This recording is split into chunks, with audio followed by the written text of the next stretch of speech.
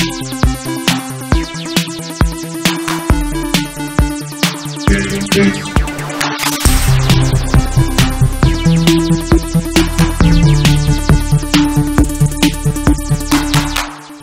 up, everybody? Hope everyone's having a great Friday afternoon. It's GameFace episode 104 on SIFTD Games. I am Shane Satterfield. And I am Matt Kyle. Follow our asses on Twitter. I don't think we've ever asked for that.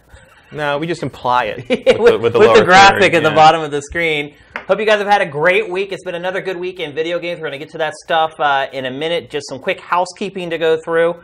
The first thing I want to mention is the Patreon. The Patreon still kind of, I don't know, stalled at this point. It goes up a little bit every day. We still need more, and to remedy that, tomorrow, beginning around 9 a.m. Pacific, I am going to do a marathon live stream. The plan is for 24 hours, which has killed lesser men. It has, for sure. The plan is for 24 hours, but look, to be honest with you, if it's 5:45 a.m. and there's nobody in the chat, and there will be. We got a lot of people in Australia. We do. I need your support, though. I mean, look, I'm trying to do a 24-hour stream. If there's nobody in the chat, I'm going to call it. And if who will know? Yeah, exactly. Well, we actually will be archiving this stream on Twitch, so people will be able to rewatch it on Twitch, because I don't think our TriCaster could record for 24 hours without filling up the hard drive. So, yeah, the plan is for 24 hours. If it's like the dead of night, there's no one in chat, and our Patreon totals aren't going up, there is a chance that I might bail and go to sleep.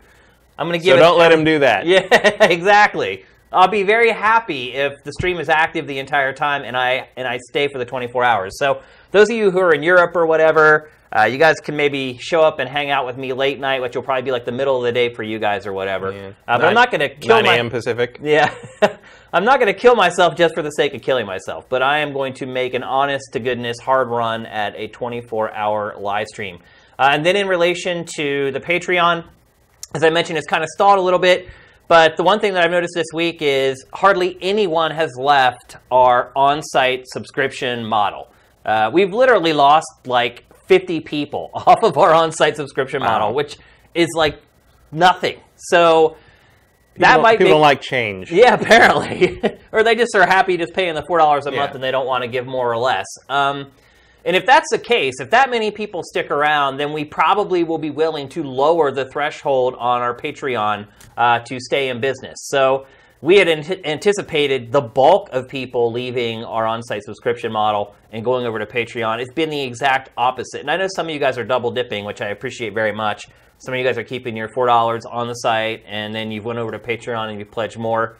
Thank you so much for that. I really appreciate it. And we probably won't know until after the 1st, because the other thing you'll see is that on Patreon, people pledge, and then the day before they actually get charged, they bail because they don't want to get charged or whatever. So everything will be made more clear on the 1st when kind of everything turns over. I hope we've been doing a good job for patrons. I mean, honestly, they haven't paid for anything yet, but we've been giving them content this whole time as if they were already paying and already patrons. So I hope that goodwill has kind of convinced people to stick around for next month when they actually have to pay for the content. And then the whole plan goes into action with all the fun stuff with the rewards, which I'm really excited about. So I really hope it can work, guys. We do need your support for the stream, though. Tweet it, share it on Facebook, get the word out there. I'll probably be giving like an hourly update on Twitter saying hour 2 out of 24. This is what I'm playing now. Do you know what you're going to play? Some of the stuff I know I'm going to play, not everything. I'm going to bring pretty much all 3 consoles in here, and all my consoles are loaded up with games already. And so I'm kind of torn between like trying to play one game for a really long period of time and like maybe trying to finish it in the stream, or just jumping around and playing each game for a couple hours. Well, the stream will tell you what they want. They will, for sure, and that's the beautiful thing about Twitch. Here's something funny, by the way. So my wife, who has been my wife the entire time I've been in the gaming industry, and watches our show sometimes on Twitch, she started asking me questions last night at dinner about the stream, the 24-hour stream, and she's like, so what is this? And I was like, well, I'm going to stream for 24 hours. It's a big like telethon for our Patreon to try to get people to pledge. And she's like, but what are you going to be doing? And I was like, playing games. And she goes, what do you mean? And I was like, playing video games. She's like, what? She had never realized. Because she associated Twitch with this, right, a talk show. She thought that's what everybody did on Twitch. She did not know that Twitch is built around people watching other people play games. And I was like, come over to the television. And I pulled up the Twitch app and just started showing her. Her mind exploded. She was like, are you freaking kidding me? People watch you. Like, why wouldn't they want to play? And I'm like, oh, that's so 7 years ago. Like, we were asking that in 2009. Come on. I know, but I was flabbergasted that she, in all this time, had not That's a Justin TV question. That's what I told her. I'm like, well, it used to be called Justin TV. She goes, well, that's not quite as catchy. And I'm like, No, yeah, definitely no. not. So it's funny. She got like a lesson in the whole streaming thing. She still can't understand it. She still cannot understand why someone would want to watch someone else play a video game. And I don't think she's alone in that in a lot of cases. But Not in our age bracket, no. it was pretty funny, though. I mean, we've been doing this for so long. And I've told her before, I'm coming in like on the weekends to stream a game. And I guess she just never connected the dots. Yeah, the only important thing about that to her is like, you're not home until X. Pretty much. Yeah. Because I don't think she even hears what I'm saying. No. And then as I go to walk out the door, she's like, so when will you be home? Yeah. And that's pretty much all that matters. AKA, when should we get dinner or when should we make dinner? And that's pretty much it. So, yeah, it was a pretty funny little anecdote to share with you guys there. But again, thanks everybody for all your generosity. You guys have been amazing. Another part of it, too, that's kind of pushing me towards sticking it out for another month is that I have been reaching out to Patreon for a month. Ever since we launched our Patreon, made a pretty good start. I've been trying to reach the right people there to get on-site promotion because that's something that helped Easy Allies a ton. Like, as soon as they went up, they were on the front page of Patreon saying, hey, look at these guys, and we haven't got any of that. So I kind of reached out to the inner workings of Patreon. They finally got back to me, like, last week and said they're interested in working with us on something. So, yeah, don't look at the 8,000 goal right now as like a hard goal. There might be some wiggle room there. So Yeah, Patreons can be a slow burn if you're not Easy Allies. Yeah, I guess. Or you could just get 50 grand in 2 hours, I guess. Well. Unfortunately, that hasn't worked out for us. So that's the latest on what's going on with the Patreon and with the website. And with that, let's get into the show. First game we're going to talk about, Matt. You thought it would never happen. Yeah, I mean, it's been, what, 3 or 4 years now that Cuphead's been in development? Yep. Started out as basically a boss rush game. Yeah, it was just boss fights, like the little indie, hey, look what we can do kind of thing. Yeah, and then I think... And then expectations arrived. Yeah, and then they decided to beef it up a little bit. So I played Cuphead yesterday for probably about 4 hours, I'm guessing, something like that. I mean, I guess the one thing I would say, there's no surprises. It's not. It's exactly what is advertised. It's exactly what you thought it was. You get over that dash jump? Yeah. Yeah, I mean, here the first thing I would say is you're going to want to remap the controls. The way that they've mapped the controls in the game make no sense if you've ever played another video game before. But the good news is you can map them however you want. Every button you can designate to whatever you want to. So I completely swapped it around, and I highly recommend that everybody do the same. The controls in this game, once you have the button layout the way you want it, are amazing. And they have to be. Because the precision required in this game is just ridiculous. It's really kind of like a bullet hell shooter with jumping, I guess is the best way I could describe it. And I want to talk to the footage a little bit here, because there are some things that now I've played it that I did not know about the game. So you can upgrade your abilities. But a lot of the upgrades come with caveats. So you can get like a more powerful shot, but it doesn't charge up as quickly. Because there's there's finishers, so to speak, or specials, I guess is a better word to use. And you go to this pig here, and you can buy them, and you can see at the bottom there it says 3G, 4G. That's gold pieces. And there are basically 3 different types of stages in the game. There are boss fights, there are run and gun, which is your traditional like side-scrolling action-adventure with shooting and jumping, and then there are levels that are kind of mixed together. And in the run and gun stages, as you go, you're collecting these gold coins, and believe me, they put those coins in some really nasty places that make you make some hard decisions. But those coins, then, you can come to this pig and you can turn them in. And the first thing I would recommend to anybody who's playing this game or planning on playing this game this weekend is buy the homing shot. Because the homing shot, when you get it, it lowers the damage output of each bullet, but you don't have to aim your bullets anymore. You can just hold down the fire button and just, all you have to worry about is platforming and not dying. And so the trade-off there of, oh, well, I'm not doing as much damage, but all my bullets are landing, it is well worth it. It is crazy that is an actual game. Dude, it is gorgeous. I mean, that's the thing. Look at that. Like, you would never think that was actually running, like, in a real-time thing. That's crazy. Oh, they play it to a T, too. Like, there's audio noise on all the audio. All the menus and everything are in the same style. The music in the game is incredible. Like, it's all 1930s style, like ragtime. I don't even know what you would call it. Almost like swing music in some regards. It's hard. Mm-hmm. If you haven't figured it out by now, I mean, it's pretty well documented that it's hard, but it's really freaking hard. The enemies in the game always follow the same pattern. So it kind of turns into a lot of trial and error in a lot of ways. You kind of memorize each level, where each enemy is, and when each enemy comes in. But one thing that kind of mixes it up is you see some of those enemies that are just kind of falling down from the sky. Not that acorn there, but some of the other guys. Like, you can't just camp and, like, kind of look at those guys that you just saw there. You can't just kind of camp and, like, scope out the level and try to figure out how you want to attack it, because if you do, those running guys would just spawn in behind you. So they're constantly, like, pushing you forward and making you keep going instead of taking your time trying to figure out how to get through each level. As you saw when we first started showing the footage, there's like an overworld. It's almost like a 2D Super Mario game, where there's an overworld and there's little like pads or whatever that'll warp you to the different levels. You saw the shop that we showed before. Within kind of that overworld, there's also kind of simple puzzles to solve to get to new areas of the overworld and then ultimately access new levels. Like, there was this one area that was kind of obscured, and I ended up running around it. And I ended up getting an achievement for kind of finding the hidden pathway. Yeah, so... You were so close. Yeah, so what happens... Is this you playing? It is, yeah. So what happens is, every time you die, it shows you how close you were to getting to the end. This is mean. Sometimes it can be disheartening. Sometimes it can be encouraging, because you're like, oh, wow, I was so damn close, or whatever.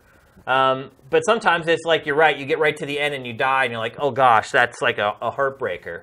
But and then after you finish each level, you get graded. I've not gotten anything higher than a C, I don't think, on any of the levels. Some of the requirements that you need to get higher ratings are, like, insane. And then you can see, like, in these in the overworld there's little characters that you meet up with. Some of them will give you, like, power-ups. Some of them will give you coins. Some of them will give you hints and tips. You can see there, too, there's 2 difficulty settings. There's simple and regular.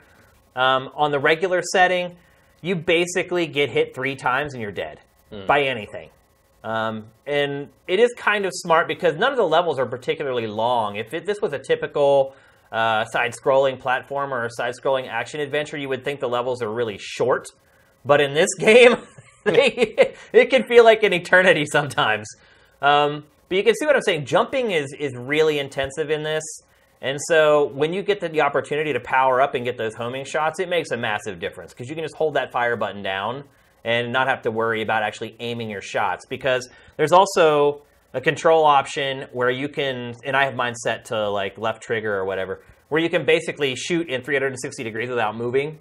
Basically Metroid style. Yeah, exactly. And I hardly ever use it, because once I got the homing shot, it was kind of unnecessary. But it can be brutal, man, because some of these levels, it's like you make it through like a run and gun section, and then you have to fight like a boss. And again, 3 hits from anything, and it's over, and you have to start over. So, very unforgiving. But one thing I will say is the game is so freaking gorgeous and so weird that you want to keep playing, because you want to see what's next. I mean, some of the bosses that I've seen, this footage is only like 18 minutes long. Some of the bosses I've seen after these sections of the game are freaking amazing. And then sometimes you only see them for 10 seconds before you die. But and then when I got this review code, there was like embargo information that said, don't talk about the opening. And the opening is really nothing but like a bunch of stills. There aren't really cutscenes in the game. The story's kind of told through text and stills. But the NDA is lifted, so I can kind of give you a synopsis of the plot. So basically, Cuphead and Mughead are pals. I can't figure out if they're brothers or if they're just friends. And one night they go to a casino, and they're high rolling, they're making tons of money, they're doing really well at the tables, and the devil walks up. Apparently the devil owns the casino.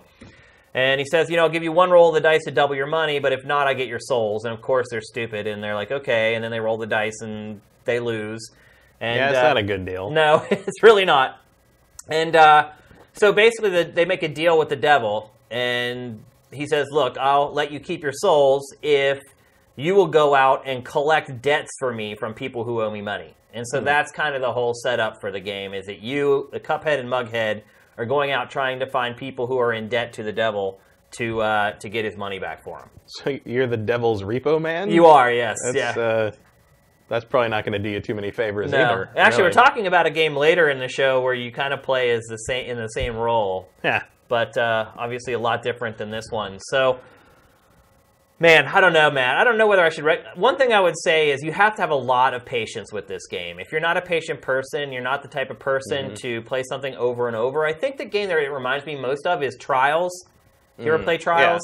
Yeah. The motorbike thing. Yeah, the motocross thing. The moto obstacle, whatever that. Right. There's an actual word for what that is. Yeah, I mean, it's like I always in the X I always called it like Excite Bike meets Marble Madness. Yeah. It's just and pinball. This game reminds me a lot of that. Okay. Although the stages are longer than they are in Trials, but it's a very kind of similar concept. Yeah, I get what you're after though.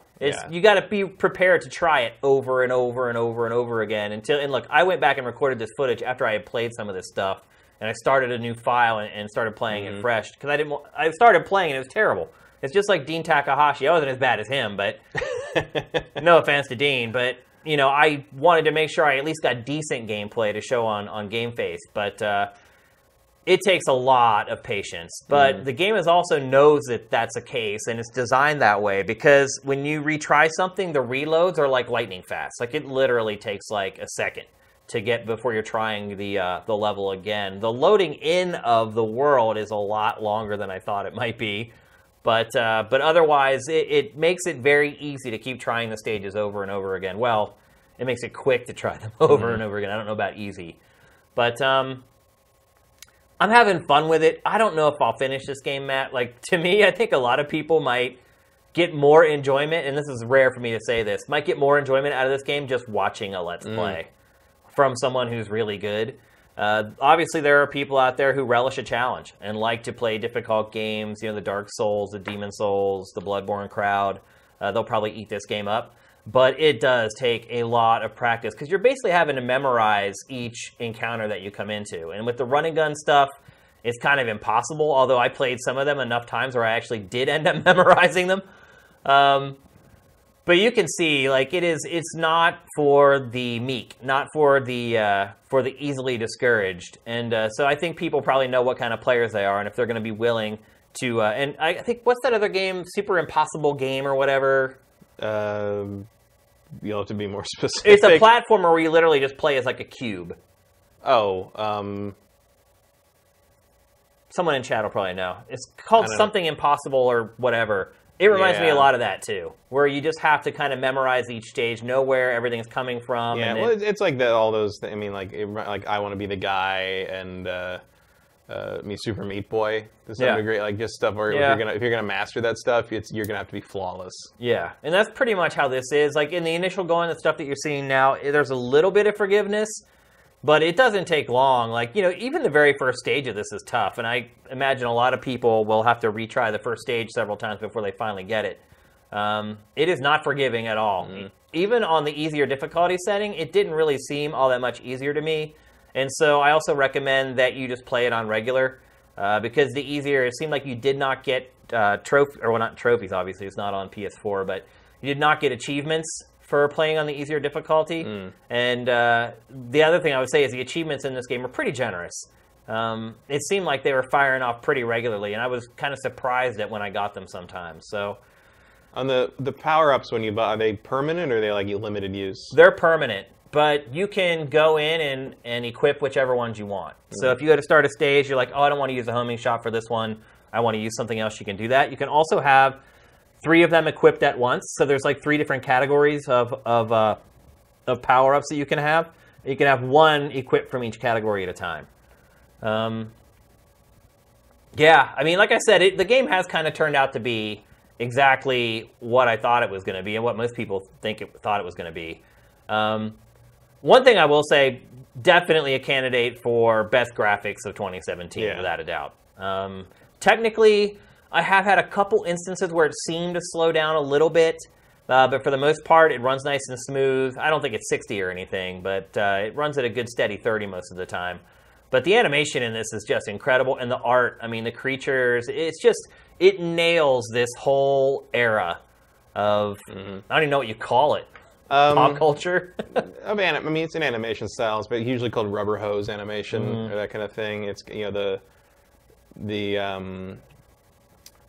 like the pie eyes and the kind of everything's kind of sort of bouncing to the music sort of thing. And, I mean, there's huge amounts of, you know, the black and white Mickey Mouse shorts happening here and that kind of thing. I mean, it really is silly symphonies and that kind of thing. Yeah, I mean, they're kind of ripping off old Mickey Mouse cartoons, but obviously but far Disney more. ain't using them. So yeah, exactly. And the funny, I mean, I actually kind of hate this like animation here. I don't like looking at it usually, but like this is such a technical achievement and it's so it's such a weird thing to go retro on that I really appreciate it in this game. Like, I'm not a huge fan of kind of the ridiculous slapstick sort of, you know, slightly post-silent era animation style, but they nail it so hard on this that it's kind of irresistible. And you can see there, like, you finish a stage and then the bridge appears to let you reach new areas of the overworld, and ultimately it unlocks your first Souls contract where you need to go get the debtors and get them to pay up to the devil. So it's a punishing game, but it's also rewarding. I mean, it seems like it's also one of those kind of older games that builds up and it gets better and looks better the more you play it, and I think that's great motivation to kind of keep going. It's interesting how, like, the art style, like, really helps you get there. Yeah. Like if it didn't look like this, you probably wouldn't have the patience you do with it. I should have also mentioned, too, there's parries in the game, and that's what you're seeing right now. So anything that's pink, you can essentially do a double jump off of, I guess is the best way to describe it. There's also a dash in the game, and you need to master that, because unless you're using these pink objects for parrying, there isn't a double jump. And there's lots of long gaps you have to get over, so you have to jump and then dash in midair to get over kind of the bigger crevasses and the empty areas that you need to get across. The gameplay, I know maybe I'm making it sound more complicated than it is. The controls are very simple, and they're very easy to come to grips with, and they're very tight. The one complaint I would have about the gameplay is that I've been playing it on Xbox, on my Xbox One controller, and there are lots of times in the game where you have to shoot up or you have to shoot down, and enemies will be above you or below you. And I've had a lot of problems with lining up shots with enemies that are narrow, if that makes any sense. Like, you tap it to the right once, and you're too far to the right, and you shoot up, and you miss it. You tap it back to the left, and you're too far to the left of the enemy, and you shoot up, and you miss it. I don't know why that is. It seems like maybe there's just not enough sensitivity, or each step that Cuphead takes maybe is a little bit too far to be able to line up shots and whatnot. But otherwise, the gameplay is pretty much sublime. Yeah, I have it. I mean, it went live this morning, but I didn't have time to play it. I got it on PC through Green Man Gaming, and like I'm gonna try plugging in my one of my fight sticks. I think that would be a great idea to kind of play it as like an arcade game kind of thing. It just seems like it might benefit from that. Yeah. And see, there you can see you're equipping your abilities there. So I guess what I would say is, if you were going to buy this game already, and just based upon what you saw at trade shows, or maybe you were at a trade show and you got to play it, or based upon previews that you may have read, you should buy it, because it is what you thought it was going to be. There's no surprises here at all. Fence sitters, if you don't have the fortitude to try something over and over and over again until you get it just right, this game might frustrate the living crap out of you, to be honest with you. It is $20, so it's not like it's just a throwaway charge. It's not. I feel like if you if this art style like speaks to you, like, you're already in. Yeah, like, you're probably right. Yeah. Like, because if it doesn't, you're probably out. Right. And it's like it's just got so much an old school. I mean, you look at some of these boss battles and you can see the games they come from. Oh yeah, for sure. Yeah. And you know that it is possible. You know, of course, it's possible. Like, if you want to, commit to it, like you'll get there if you try it enough. It's just, do we have the patience to do that anymore? I did when I was younger. These were the games that we played when we were younger. This is all it was. This would have been. I would have played this for weeks when I was like in middle school. Yeah. And I still might. Again, because the art is just so good, you just want to see what's around the next corner. And another thing I would say, too, is that the enemies are all different, so it doesn't feel like you kind of learn one pattern, and you just can rinse and repeat it to get through the game. You can tell it was a boss rush game, I guess is the best way to put it. Like, there's boss fights littered throughout the entire game, and kind of thinking about it, I'm not so sure it wouldn't have just been better if it were just a boss rush game. Yeah, well, it's nice that they put like the run and jump stuff and all that in there, but like these kinds of games really always shined in the boss battles to begin with. So like it makes sense that when you start out on this game, that would be your concept. I think. It's cool that they expanded it and made it more than that, but like I think the boss battles are what people generally remember from this kind of game, like the Contra kind of thing. Certainly, like thinking about Contra 3 this week because of the Super Nintendo Classic. Like, you think about all the boss fights in that were crazy. Like that was on all those old treasure games had like those crazy like epic boss fights and like But I think there is something to be said for kind of the ebb and flow and the pacing that like having like the rest of the levels before you get to the boss like gives you. It gives you kind of that breathing room. The other thing I would say that I kind of wish it had is a health meter for the bosses. There isn't one. They do give you plenty of clues though, because like you could see there that tombstone started cracking more and more as he got closer to death. But it would be nice to have that meter there just to know that, oh man, I just need to land one last hit. And in all honesty, I think it helps build tension a little bit while you're playing games if you have that meter there telling you, oh my gosh, I need one more hit. Like as soon as you see that, you start getting that energy like welling up inside you. And I kind of miss that a little bit, particularly because this game is really, it kind of still is a boss rush game in a lot of ways. So I'm enjoying it. I'm going to keep playing it. I haven't given up or anything. I might play it on the stream tomorrow for a while. Maybe early in the stream and not later when I'm dead tired. Or maybe play it like it's the last thing when I'm just holding on by a thread just to see me completely lose it and break down. But $20, Xbox One, PC. You think this one will ever come to other platforms? Yeah, I think so. Yeah. Eventually. I wonder what kind of deal Microsoft has worked out for that. It seemed like it kind of funded its expansion, though. I don't know. I don't think it's published by them. So if they're not a publisher, I don't. It's like the Sony thing. Sony assisted in No Man's Sky a lot, but that's not going to prevent No Man's Sky from coming to other platforms. Yeah. If other platforms would want it, I don't know. Do you think, though? I mean, we haven't heard anything about it coming to Xbox. Sony has nothing to say about it. Yeah. So, I mean, that's probably Microsoft's deal if they want that or not. But, after all that nonsense, maybe they don't. But I would not imagine Sony would pass up on Cuphead if they got a chance at it. We'll see in like 6 months, probably. Yeah, shouldn't take much longer. So, I give Cuphead a thumbs up. I'll say that. And, I'm not the guy who loves Dark Souls and Demon Souls and Bloodborne. But this does kind of appeal a little bit to my nostalgic Shane. The part that remembers me, like you said, being a kid, playing Super Nintendo, NES, and stuff like that. And sometimes you get those games where you're just like, wow, we just didn't know any better. Yeah. And then sometimes you get games where it's like, nah, that was pretty good. Yeah. I mean, I would say that this game, other than maybe games like Ghouls and Ghosts or whatever, is harder than those games. It's not... I know we like to say all games were way harder back in the day, and they were. Well, sometimes, but they weren't this hard. Well, sometimes they were hard, or they were harder than that, but they were hard because they didn't work right. Right. Whereas they were broken or busted. This is intentionally designed challenge. And you'll have no excuses for dying in this game. I mean, that's one thing I'd say. You get pissed off. You're like, because sometimes you're like in the heat of something, and some enemy just comes swooping from the sky, stops right above you, and just drops something on you, and you're like, oh, screw you, man. It's like... You definitely talk to the television a little bit while you're playing this game, but the controls are great, man. And like the jumping and getting the timing down of jumping over obstacles. And eventually you get to parts of the game where you're in like a plane and you're in the sky, and it's a little bit more like a more traditional like side-scrolling shooter. I think as long as you're willing to accept at least a little bit of challenge, you're going to really like this. And obviously the presentation is impeccable and amazing. So, so there you go. I'll be interested to hear your impressions of it next week. Provided we're here next week. Right. This could actually, it is kind of hard to think this could be our last GameFace, which would really be sad, but that's life. All right, let's move on. We're going to talk next about a story that just popped up this morning. So the first thing I just want to say off the top is, like, I hate Nintendo.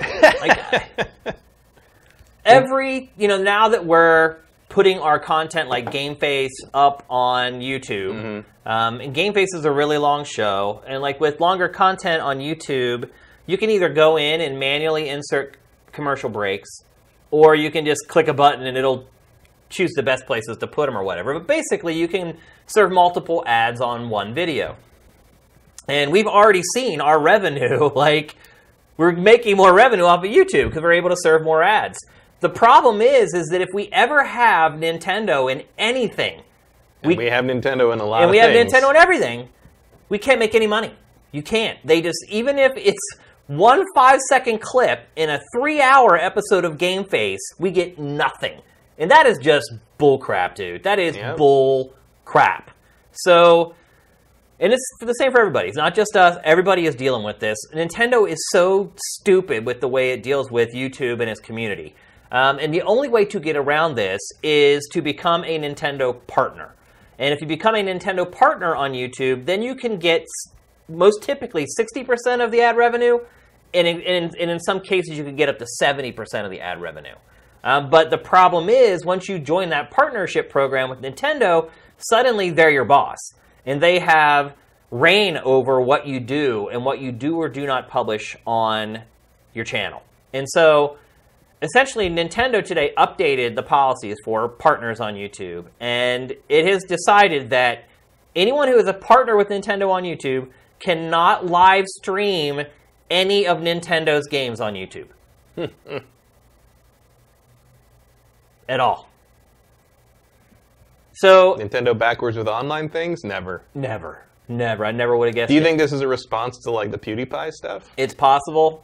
Maybe Nintendo saw what happened there and is trying to get out ahead of it. Because Nintendo probably views partners as kind of affiliates. Right. And they've never been that friendly to YouTubers, but like this seems like a step beyond. It's insane, dude. I mean, I can't even fathom why Nintendo, other than what you're saying, it's like trying to cover its butt for potential future issues. Well, the other thing is, like, the Japanese companies don't seem to maybe quite get how it works or why it's valuable. Like, you're kind of seeing similar things with Atlas this with week. Persona, and then Danganronpa. I mean, it had kind of some similar restrictions. Like Atlas with with their comments about Persona 5 on that. I guess there's some emulator on PC people are playing it with. And that was another story this week. Even with like the actual disc, like you can play it legit, but like Atlas and the statement from Atlas USA could not be more transparently like Atlas Japan made us do this.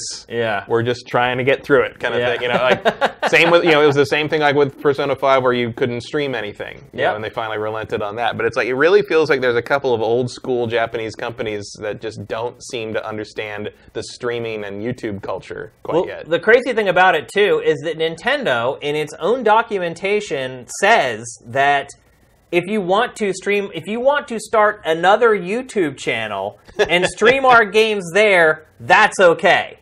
Which it's not. I mean, you can stream, but you can't serve any ads because they're going to come in and they're going to give you a copyright strike and you're not going to be able to make any money off of it. Why does Nintendo do this, Matt? I can't understand it. Because they can. Like, all publishers could do it. They just don't. Right. Like, but why does Nintendo do it, though? I guess because what do they got to lose? Fans. Who cares? Marketing for its games.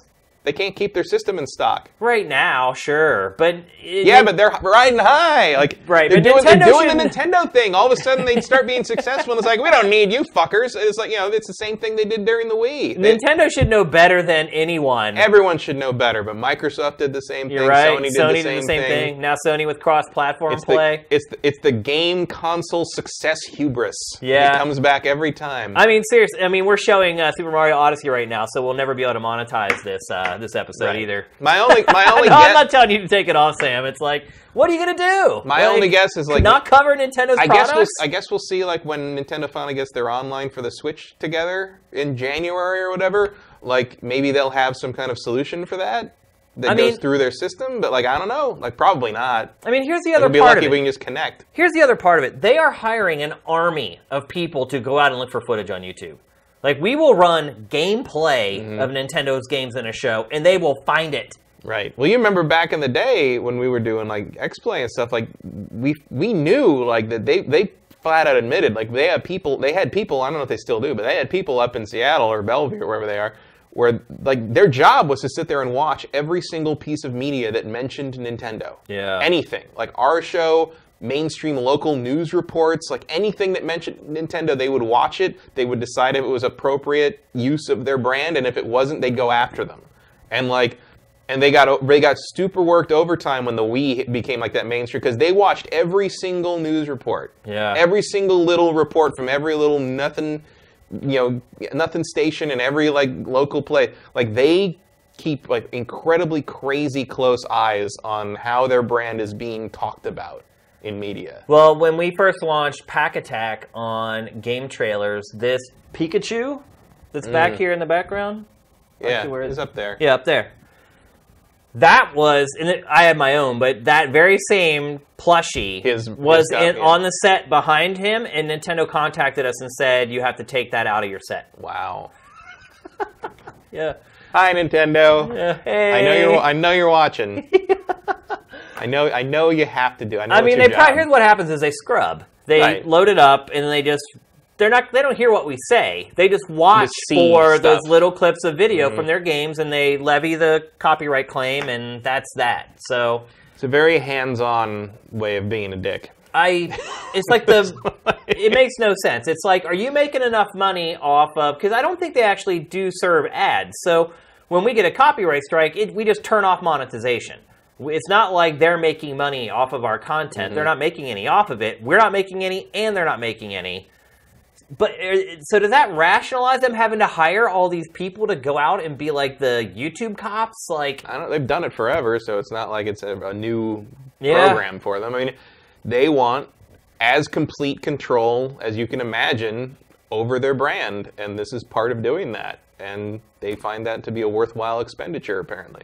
Yeah, I mean, they don't want to play ball in this brave new online content world, and legally that's their choice. If that's what they, it is. If it doesn't, I mean, I'm not arguing that what they're doing is illegal or anything. But if it doesn't, everyone's like, oh, it's wrong. It's like, well, it's not. It's what they've chosen to do, and if it's, this is kind of ties into my old argument about like it's not censorship because no one's arresting you for doing something, but like this is just an editorial or a choice, a content use choice that a company is making, and they can make that choice. We don't have to be happy about it, but like. But is it going to hurt them? I can't imagine it is. Is anyone not going to buy Super Mario Galaxy or Super Mario Odyssey over this? Of course not. I think it could. I mean, that's the rub to me, is Nintendo doing the plus-minus analysis of this and saying, because look, there are times where I'm planning content, and I start thinking about what games will be in it, what we're going to cover, what we're going to do, and I'll stray away from Nintendo stuff, especially now that we're putting our stuff on YouTube and we're actually starting to generate some revenue from YouTube. Like, if let's say I'm going to do a new episode of Bad Dudes, like a boss fight or whatever, and I didn't care before because, we were a subscription-based site. But now I think about, okay, well, I have these 3 games sitting in front of me. Which one do I want to do? And if I look at it and I'm like, well, editorially, as far as interest, all 3 are on an even keel. Which game am I going to choose, Matt? The one you can make money from. Right. I'm going to choose the one that is not the Nintendo game. And that is where Nintendo will cry themselves to sleep on their pillows full of huge money. No, I get that. They don't care. I get that. I definitely get that. They might care next year when they're not selling as well, but that's what my point is like, have they done a cost-benefit analysis of doing this? And is it even possible for them to know whether they're coming out on the good side of this? I feel like they do a cost-benefit analysis of everything Reggie eats for lunch over there. Nintendo's a very calculated company. I don't think they come to these decisions lightly. They may not innovate in terms of like catching up with the rest of the world in terms of online on their systems or whatever, but part of that I think is because they've determined that it's not monetarily useful for them to really keep the cutting edge. The same reason they don't have cutting-edge hardware anymore is like it doesn't earn them anything. That they couldn't get just as much or maybe a little more using the portable aspect of the Switch as opposed to the Switch being a powerhouse that's competing on the same level as the other systems. Like, I think they know the math of what they're doing and they're choosing to do it whether we like it or not. And while as nice as it would be to have Nintendo on board with kind of the new way video game content is delivered to a new generation, I mean, we're only just getting to the point that they're going to give us an online service that kind of matches up to what we've had on the other consoles for 10 years or more. Well, I mean, it's taking a step back itself. In some ways, yeah. I mean, the Switch's online is worse than online for the Wii U. True. I mean, it has gone back on its own policies. I mean, once the Switch's online is in place, it might be a better service. We don't know yet. It's in the ether somewhere. Yeah. But so the idea that they're gonna, it might take them another 10 years to come around to what Twitch is supposed to be, Yeah. And by then we'll have moved on to some kind of holographic thing or so. It's just how Nintendo seems to roll, and it doesn't put them out of business. So if that's how they prefer to control their brand, which remember is one of the biggest brands on the planet. Well, this brand in particular, Mario. Right. I mean, Mario, at various times, I don't know about these days, but certainly in the early 90s and the early 2000s, Mario is more recognizable internationally than Ronald McDonald or Mickey Mouse. No, I know. I mean, he's Santa Claus level, basically. Okay, so to your point about how could it hurt them? Well, not every game is Mario. Not every game is Breath of the Wild. Not every game is Smash Brothers. Nintendo eventually is going to have projects and games that need help from influencers, from the press, from whoever. They're going to have a new concept, a new IP, that they need those people to get out to other people and become evangelists for. And I think the idea is that when they need those people, they'll be partners and Nintendo can control them. Yeah. That's what they want. They want to be able to have some kind of modicum of dictating content control over the people that are seen as influencers in that regard. That's why they have this partner program up. They're hoping that by the time Metroid Prime 4 desperately needs people to spread the word, that's a perfect example. Mario Odyssey doesn't need it, yeah. But Metroid Prime 4 is going to need it because as much as I love Metroid may be my favorite Nintendo franchise, but it sells like 700,000 copies unless it's like a Metroid Prime breakout game. They're going to need some help. And I think they're starting this now, so when the time comes 2 years down the road for Prime 4, they've got a stable of people that they can say, don't do this, don't do this, do that, don't do that, because they are very controlling about that kind of thing. Yeah. I think maybe the overarching sort of theme in all this, and this isn't just Nintendo, it's Microsoft and it's Sony, is these companies don't give a squat about you. Oh, no, they're not your friend. Don't care. Nintendo is not your friend. Never has been. It's like the new episode of Pack or Factor. Like, Pac doesn't know whether it's his last episode or not.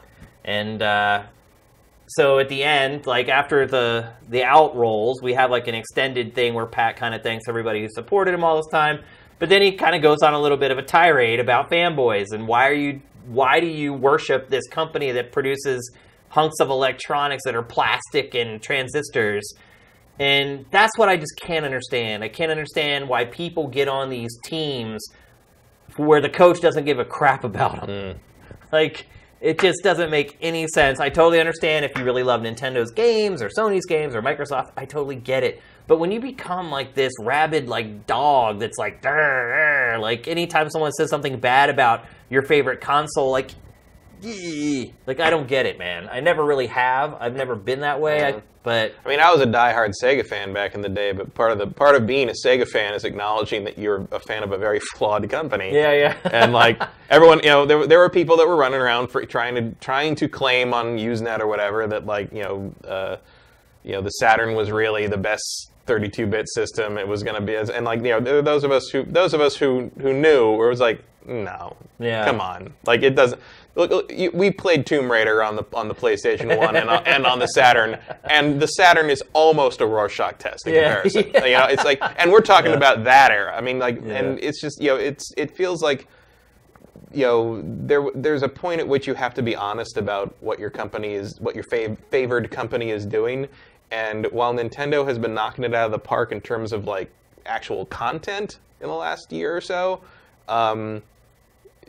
they're not very friendly. They're really not. So that's the thing you gotta, I guess, come to terms with. I mean, I don't expect them to be. Like, this doesn't really change my opinion of Nintendo. It's just like I see this story and I'm just kind of like, yep, that fits. Yeah. I acknowledge that is a thing Nintendo has done, and people are not going to be happy about it. But no one should be surprised. Yep. Really. Well, the very similar theme of greed and YouTube.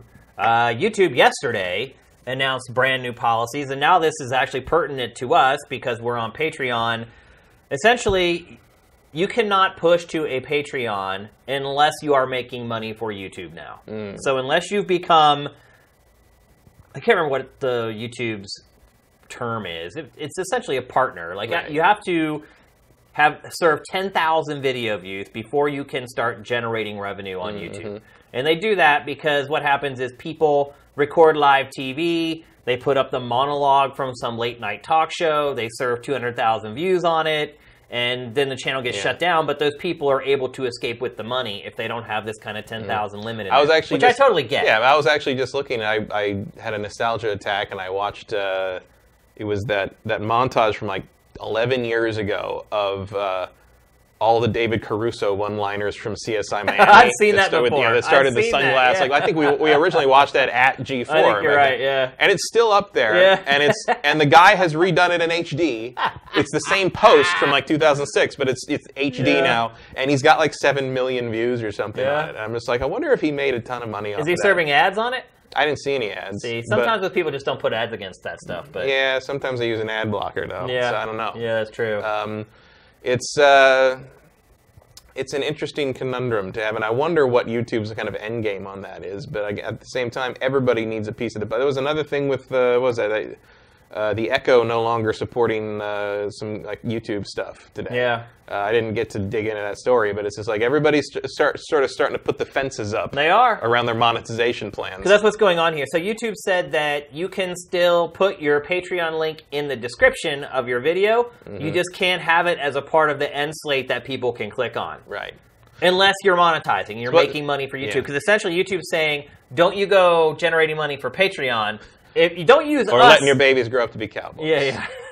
Don't generate revenue for Patreon if you're not generating revenue for us. That's essentially what YouTube is saying. Yeah, I mean, that's a very reasonable business decision. Yeah. I doubt, because here's the thing. I think what you're seeing with stuff like that, not the Nintendo thing, but more like what YouTube's doing here, what Amazon is doing in terms of Google and YouTube working on the Echo. I think what you're seeing is you're kind of seeing the Wild West closing down. Like the Wild West of the internet video is starting to kind of, you're kind of hitting the time period that Red Dead Redemption takes place in. The Wild West is winding down. Relatively speaking, yeah. Civilization's moving in. Right. Business as usual is starting to kind of take over the idea. We're starting to see, look at Facebook's, plan about like, stuff you can only watch on Facebook, and they go up at a certain time, and you can go watch them at that time. I'm like, that's TV. Yeah, that doesn't work anymore. Like you've gone around, you've gone completely around the bend to the point that I remember we used to joke when DVR was becoming big in the mid to late 2000s at G4. We used to joke that like one day the big disruptive move in like 10, 15 years will be someone establishes a video service where everything runs at a certain time, and if you want to see it, you have to be there to see it. And like everyone is too young to remember like appointment viewing television on network on broadcast TV. So you're think it's going to think it's super cool. Like I have to work my schedule around it. That's crazy. You know what it does? It makes everybody watch it at once, so everyone can react together. Yeah. And then tomorrow we all talk about the same thing, and no one freaks out about spoilers. And brilliant. The world was saved. Yeah. But no, you're absolutely right, because what's happening... Any of you guys out there with a startup, just take that and run with it right now, because I guarantee you, 4 years, it'll be ready to go. Free of charge. Yeah. You're right. I mean, it might. It's like bell bottoms. Like somehow they keep coming back around, even though no one ever liked them the first time. I don't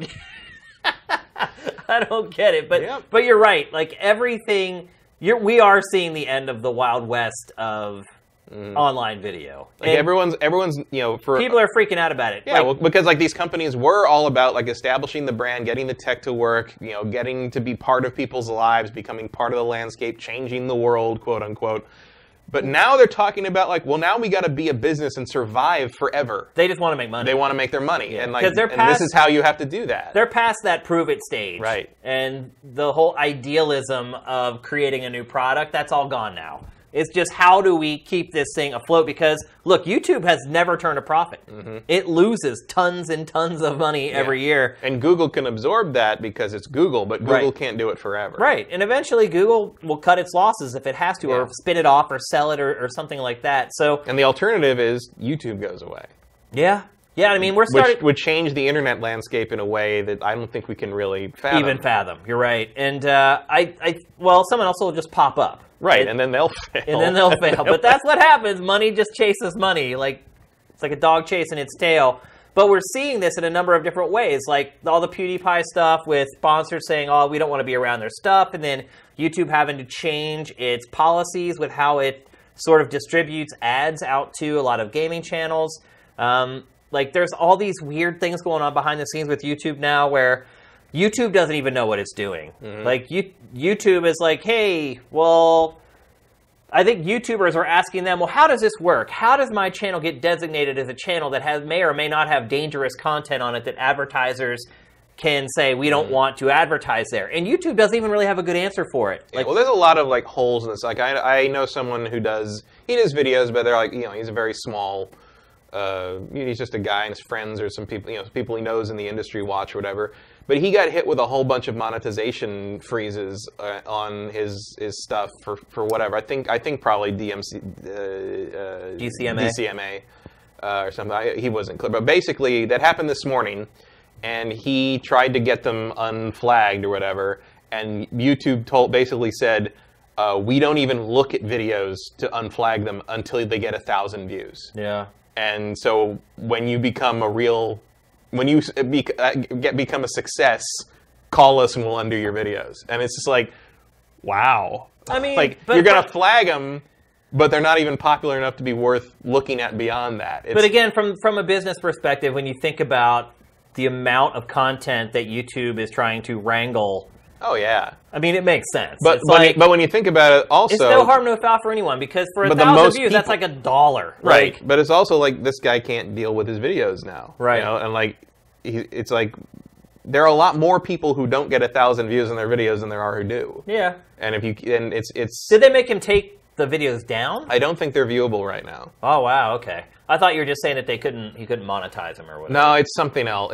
He was upset that a bunch of his videos were unviewable. Yeah. And he doesn't know how to make them viewable again until getting 1,000 views on them. And how can you get 1,000 views? I guess you're basically people can't watch them. Like, I guess re-upload and see what happens. I don't know. Mix out some audio here and there. I guess it depends on what he got the notice for. But you're right. We're seeing online nonlinear video kind of move towards the traditional media model, where you have to follow the law. In all honesty. I mean, it has been this kind of crazy Wild West all this time with YouTube. And, you know, the lawsuit with Viacom instituted a lot of big changes. It killed us at GT, and Viacom spent tens of millions of dollars on lawyers for that lawsuit. But ultimately, it did kind of start nudging YouTube in the right direction as far as protecting people's content. It was then hiring more people to work with that. Whereas before, YouTube was like, not our problem. So at least Viacom, with the money that Viacom spent, kind of started nudging YouTube. And I don't even know if you want to... A lot of people would say the wrong direction. Because a lot of people don't really care about the law. They just want to be able to watch content for free. And that's the sad truth of it. So, or then there's the kind of nebulous argument over transformative work. And whether it's like... probably in our wheelhouse, probably the most sensitive thing recently was... everyone remembers that the video from right after Batman vs Superman. It's the interview with Ben Affleck and Henry Cavill, and it's as Cavill starts talking, it just pushes in on Affleck and plays "Hello Darkness," the Sound of Silence. And the guy who made that is a NeoGAF poster, and he put it up, and it went crazy, and went viral, and freaked out, and he got hit with a DCMA for using the song. Well, and so now you can't even see the original video anymore. Well, I think that had a lot to do with Ben Affleck, right? Because he was personally angry about that whole thing. Maybe. I thought I saw Reddit stories where he commented on that exact video. He did comment. They asked him, like, what did you learn from doing Batman vs Superman? He's like, well, I learned not to sit there and be quiet while Hank Cavill's talking, so you can slap slap the Simon and Garfunkel song on me. And it's like, I mean, I don't think he caused the takedown, but that became like a kind of an internet touchdown. And if you're the movie studio, though, but you can't even see it anymore. It's like that's the funny thing. Like, there's people who did weird, they squash it and stuff and put it up, flip it around and do things like that to fool the automatic trawler like programs. But I just think it's amazing. It's like, everyone on the internet who follows that kind of stuff knows that video, but you can't see it anymore. Yeah, and it's a weird loss. That to me is messed up. Mm-hmm. It's like, as long as it's not offensive or it's not slanderous. Yeah. I mean, I don't think it's offensive. And you're not trying to serve ads against it. It's not offensive to anyone except maybe Ben Affleck. Yeah. Because I don't know if he was really thinking that. No. He might have just been tired. It could be. Junkets are hard. And grueling. So YouTube's growing up. I mean, that's really what it comes down to. And unfortunately, I think a lot of the younger audience that uses YouTube thinks YouTube was built on them. And truth be told, it was. I mean, our parents didn't start going to YouTube until like 5 years ago. And we were using it a ton before then. So I feel think about I was thinking about when we first got to Tech TV and stuff, and how like the hot video meme when I got to Tech TV was all your base. Yeah. And to see that, you had to basically load up flash sites, or like you had to share like little videos the size of a postage stamp. I can imagine, like, we lived with the internet for like 15 years with no real video server solution. Like, there was no way to do that. And that's why GT blew up, because we had user movies before YouTube existed. Yeah. People were like, what? I can upload quality video. Yeah. And I can upload my own stuff and put it up there. Yeah. And then YouTube came in with all that money and just destroyed us. So, yeah.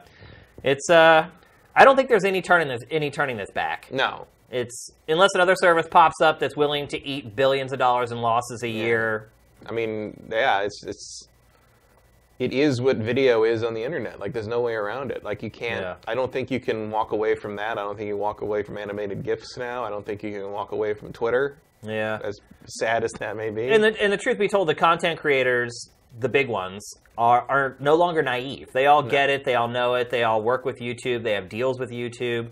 And you can't fight it, because the deals that those companies have with YouTube dwarf what any single creator could ever hope to use to kind of offset those deals. Well, also, I mean, like, it's like, there used to be, like, I used to watch, like, Daily Show, or, like, Bill Maher's New Rules, when I could still stomach Bill Maher, on you, like, someone would put up the video right after that it aired, and I watched it on YouTube. Sometimes, but like usually they're zoomed in weird, or they're like they flip around. They have weird audio skips in them. Yeah, but like like last week tonight with John Oliver puts their stuff up like in minutes. Yeah, like you don't miss anything. Like they're so savvy now about serving that audience that doesn't have cable and doesn't watch TV. We might as well get the ad views off of it, because if we don't, somebody else is going to do it, and they're not. Those people aren't subscribing to HBO or cable. Yeah. So like, that's how you reach those people.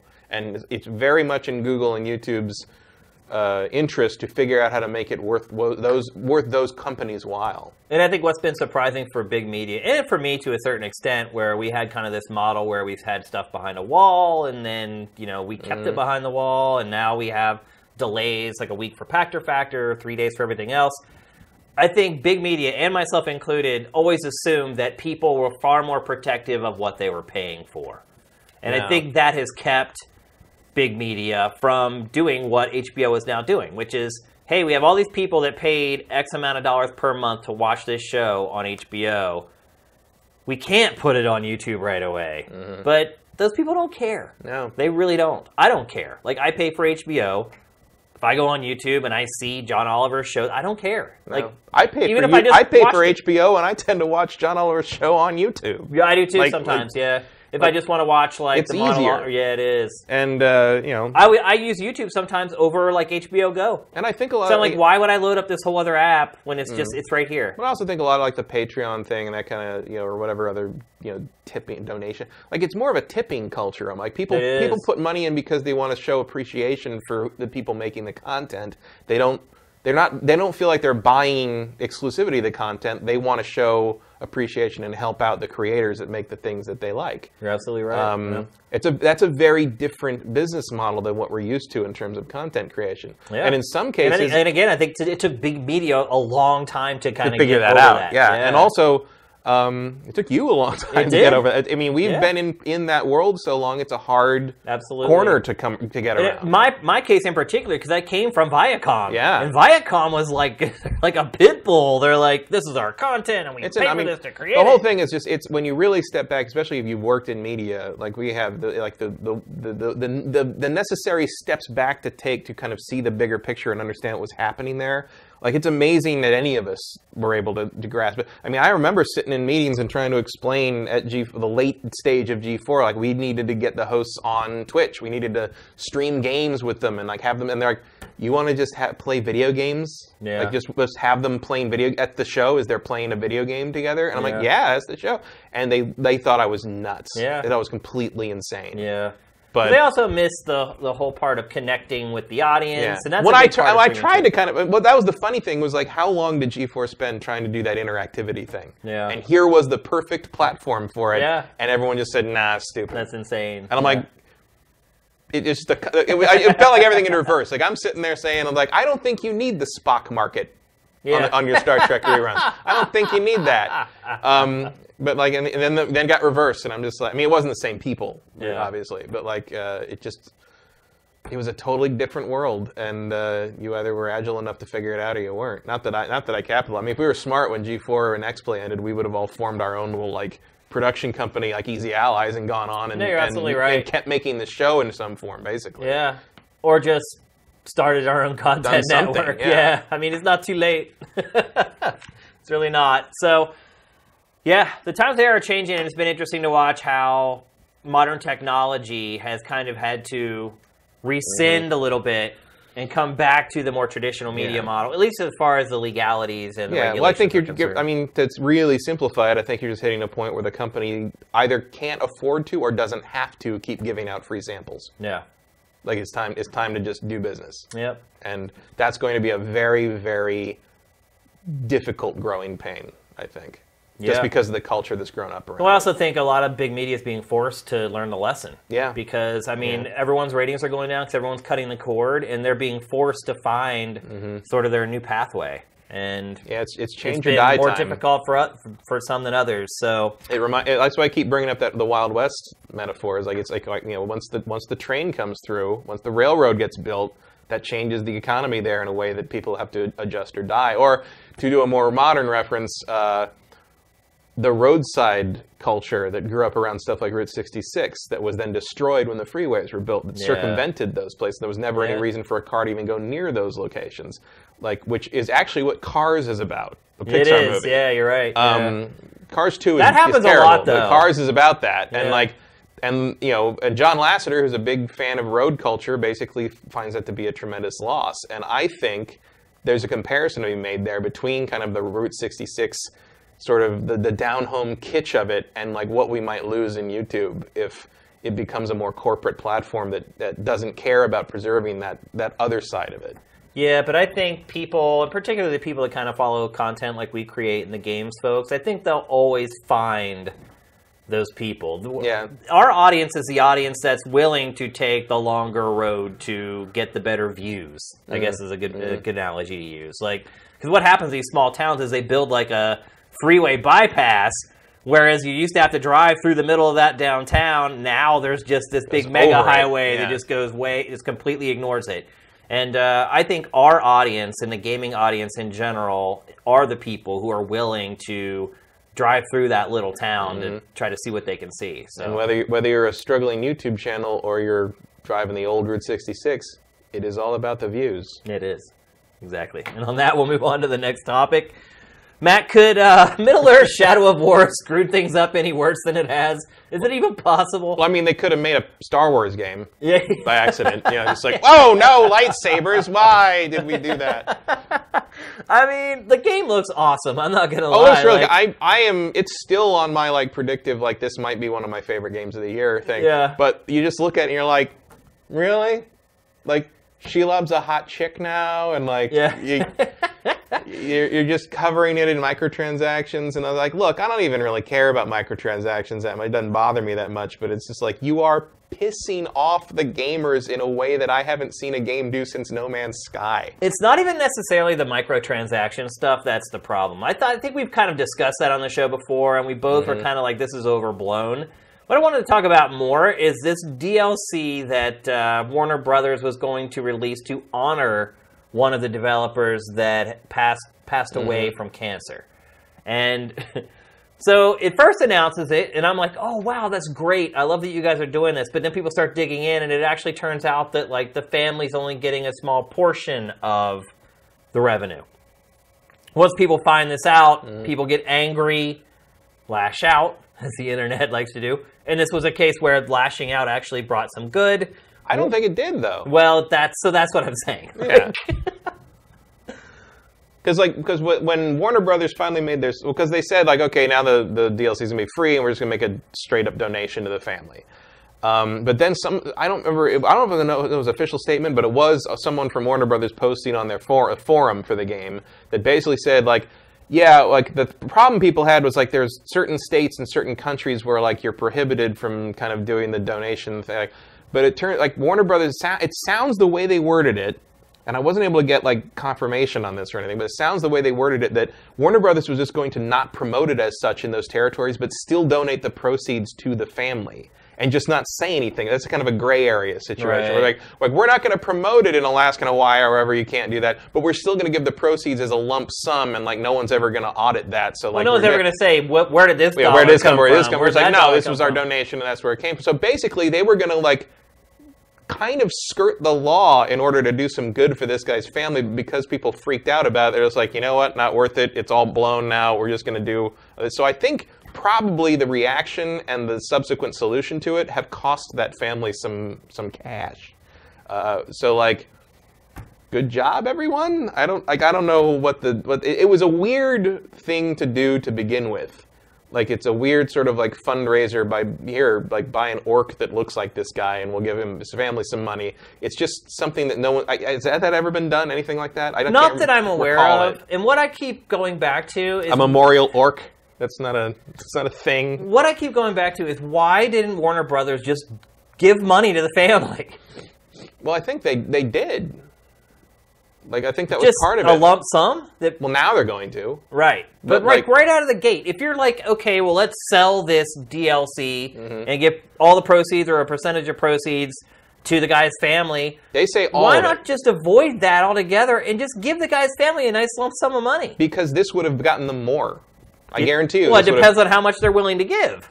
Right, but like this is like gives you the money that like they say this is earmarked for this, and they can give everything they make because they said all the proceeds were going to go. Whereas like a lump sum, you don't know how much a corporation is willing to get donated an employee's family. My contention is that the only reason Warner we don't Brothers know what wanted they to do did it this way is because it wanted the positive publicity of doing it. Well, sure, like it could have just said like it could have estimated what they would have sold of DLC and just gave the money to the family. But what it wanted is it wanted the positive press, and I'm sure part of that ties into the fact that it had been drugged through the mud for the microtransactions before.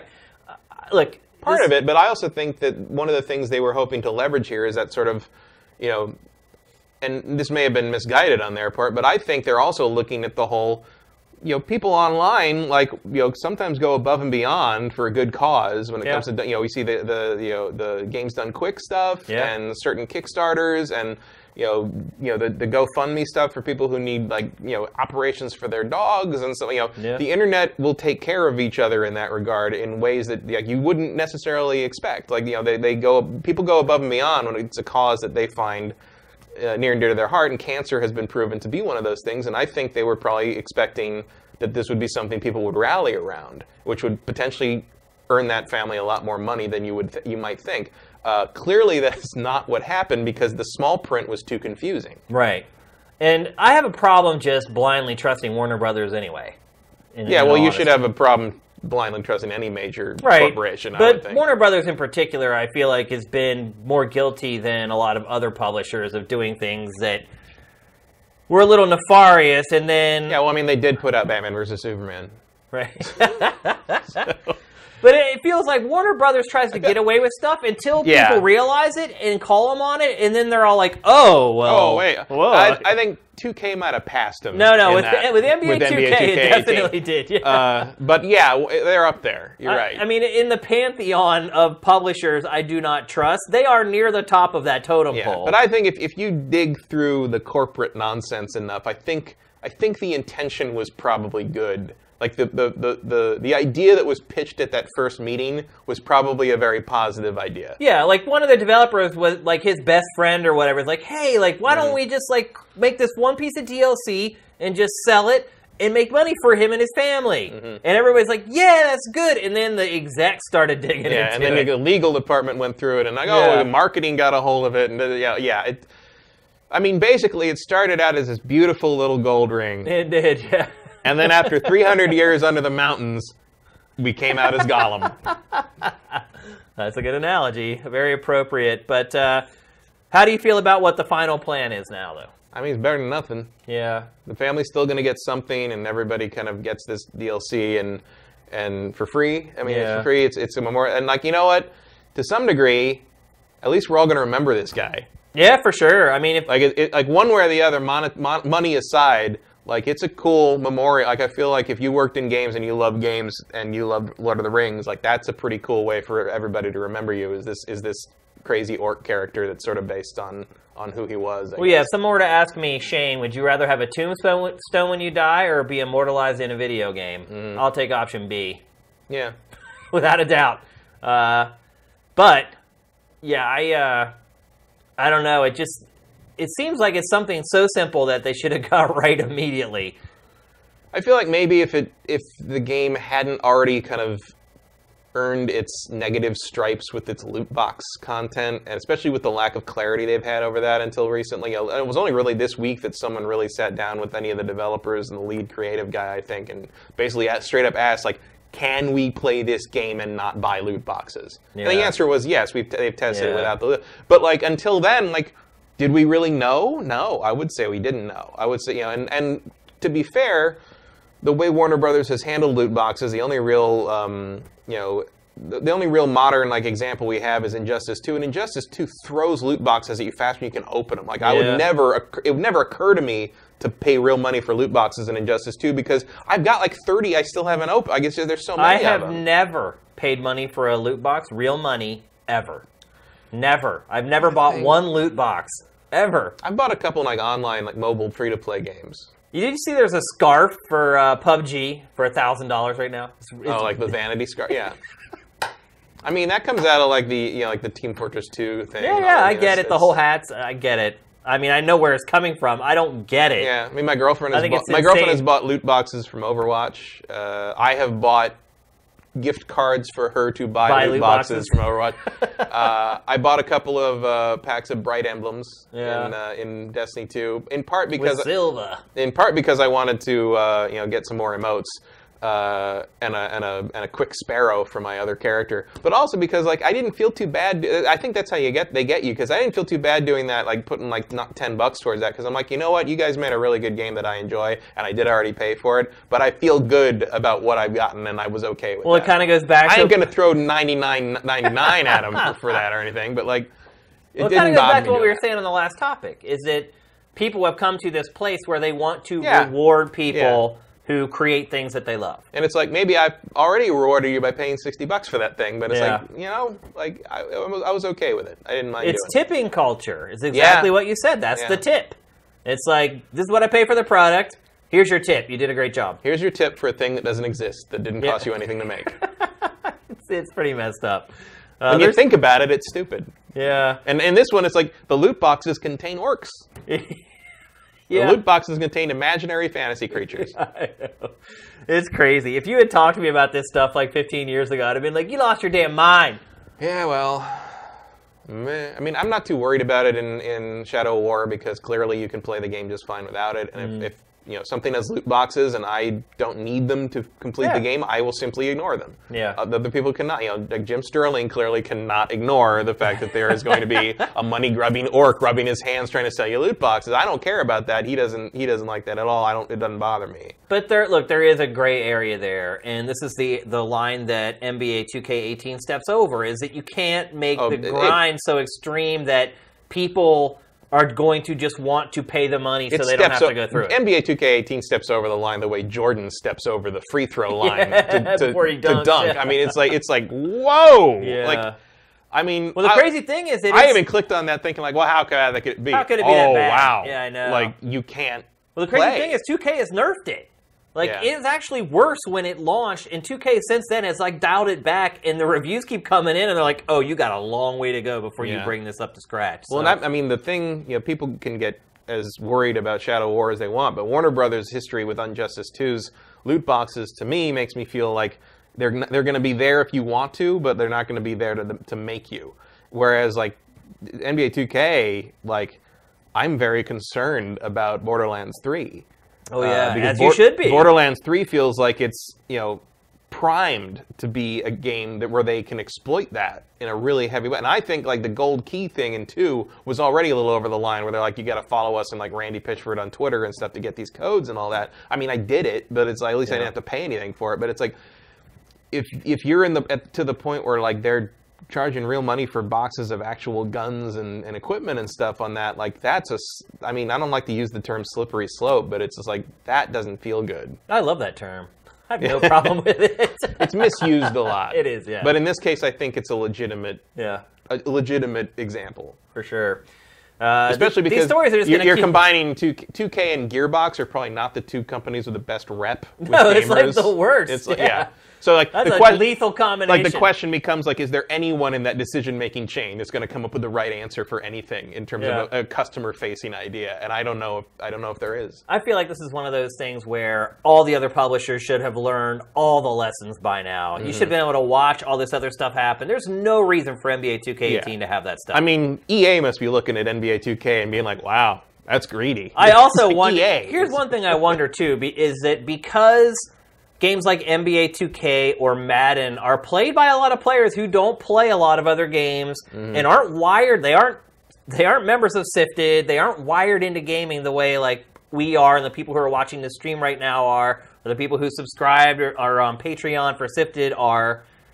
I'm wondering if these publishers kind of look at this more casual audience as, for lack of a better term, it's like suckers. Because they're not in the day-to-day. They're not on NeoGAF. They're not reading rants about this stuff. And if you think about it, if you didn't know about the uproar around this stuff, and you were just some guy who likes basketball and buys like 2 video games a year, and you bought NBA 2K18, would you? I think some of those people might look at it and be like, damn, I can pay and I don't have to do that? That's awesome. That could be. I have a couple friends, because MLB The Show has sort of similar things where like there's like the fantasy mode or the franchise mode or whatever where you use cards and like kind of work up a thing. That way, I never got into that. I just play the road to the show.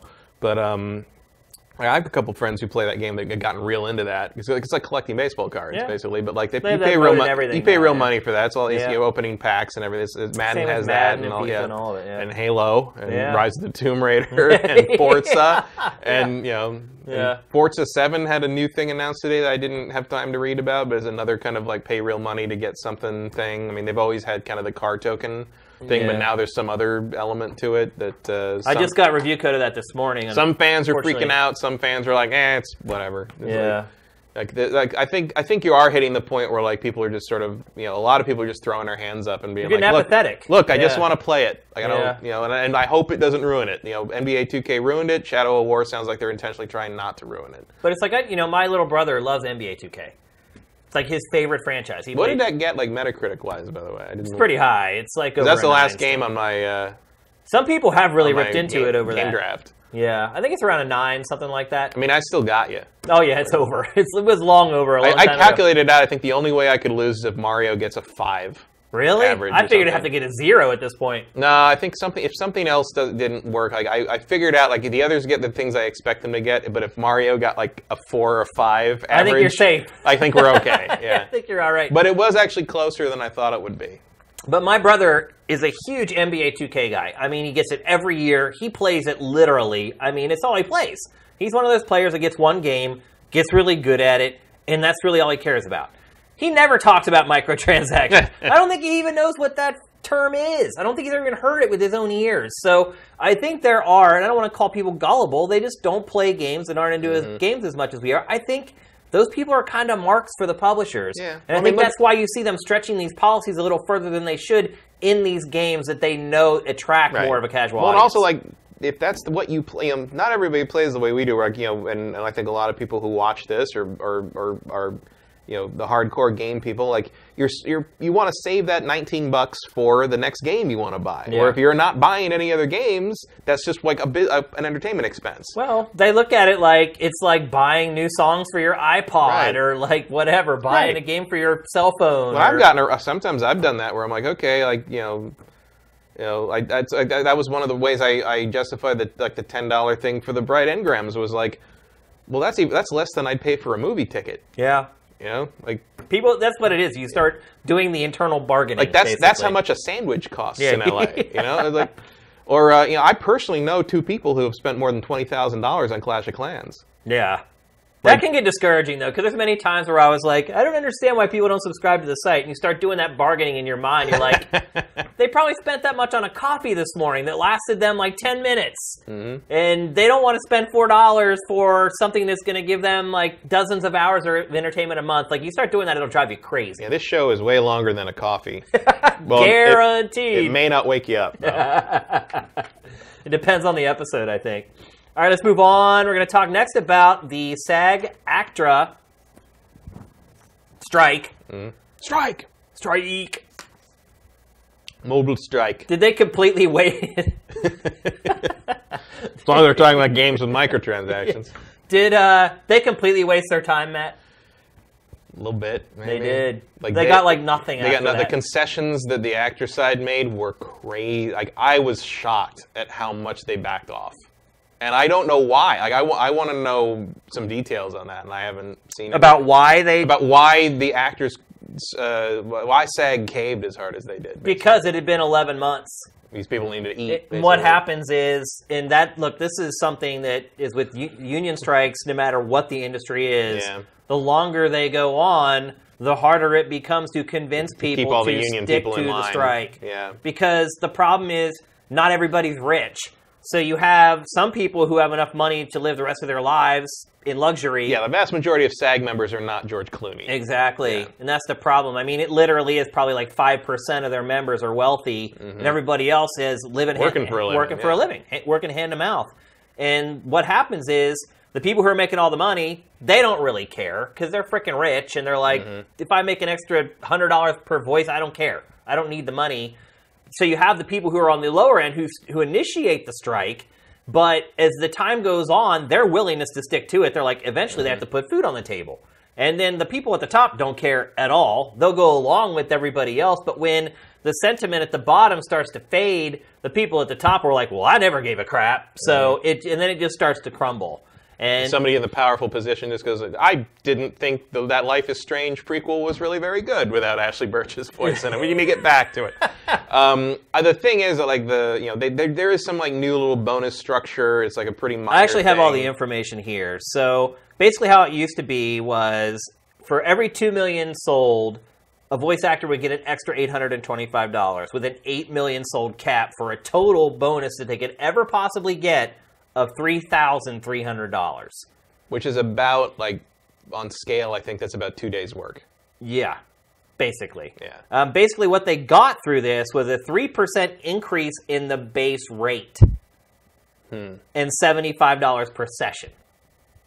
Which is something, but not huge. Well, their contention is that this is a case of all boats rise. Right. So now you're getting extra money, even if you're not working on games that on sell a 2 million well. seller, right? Right.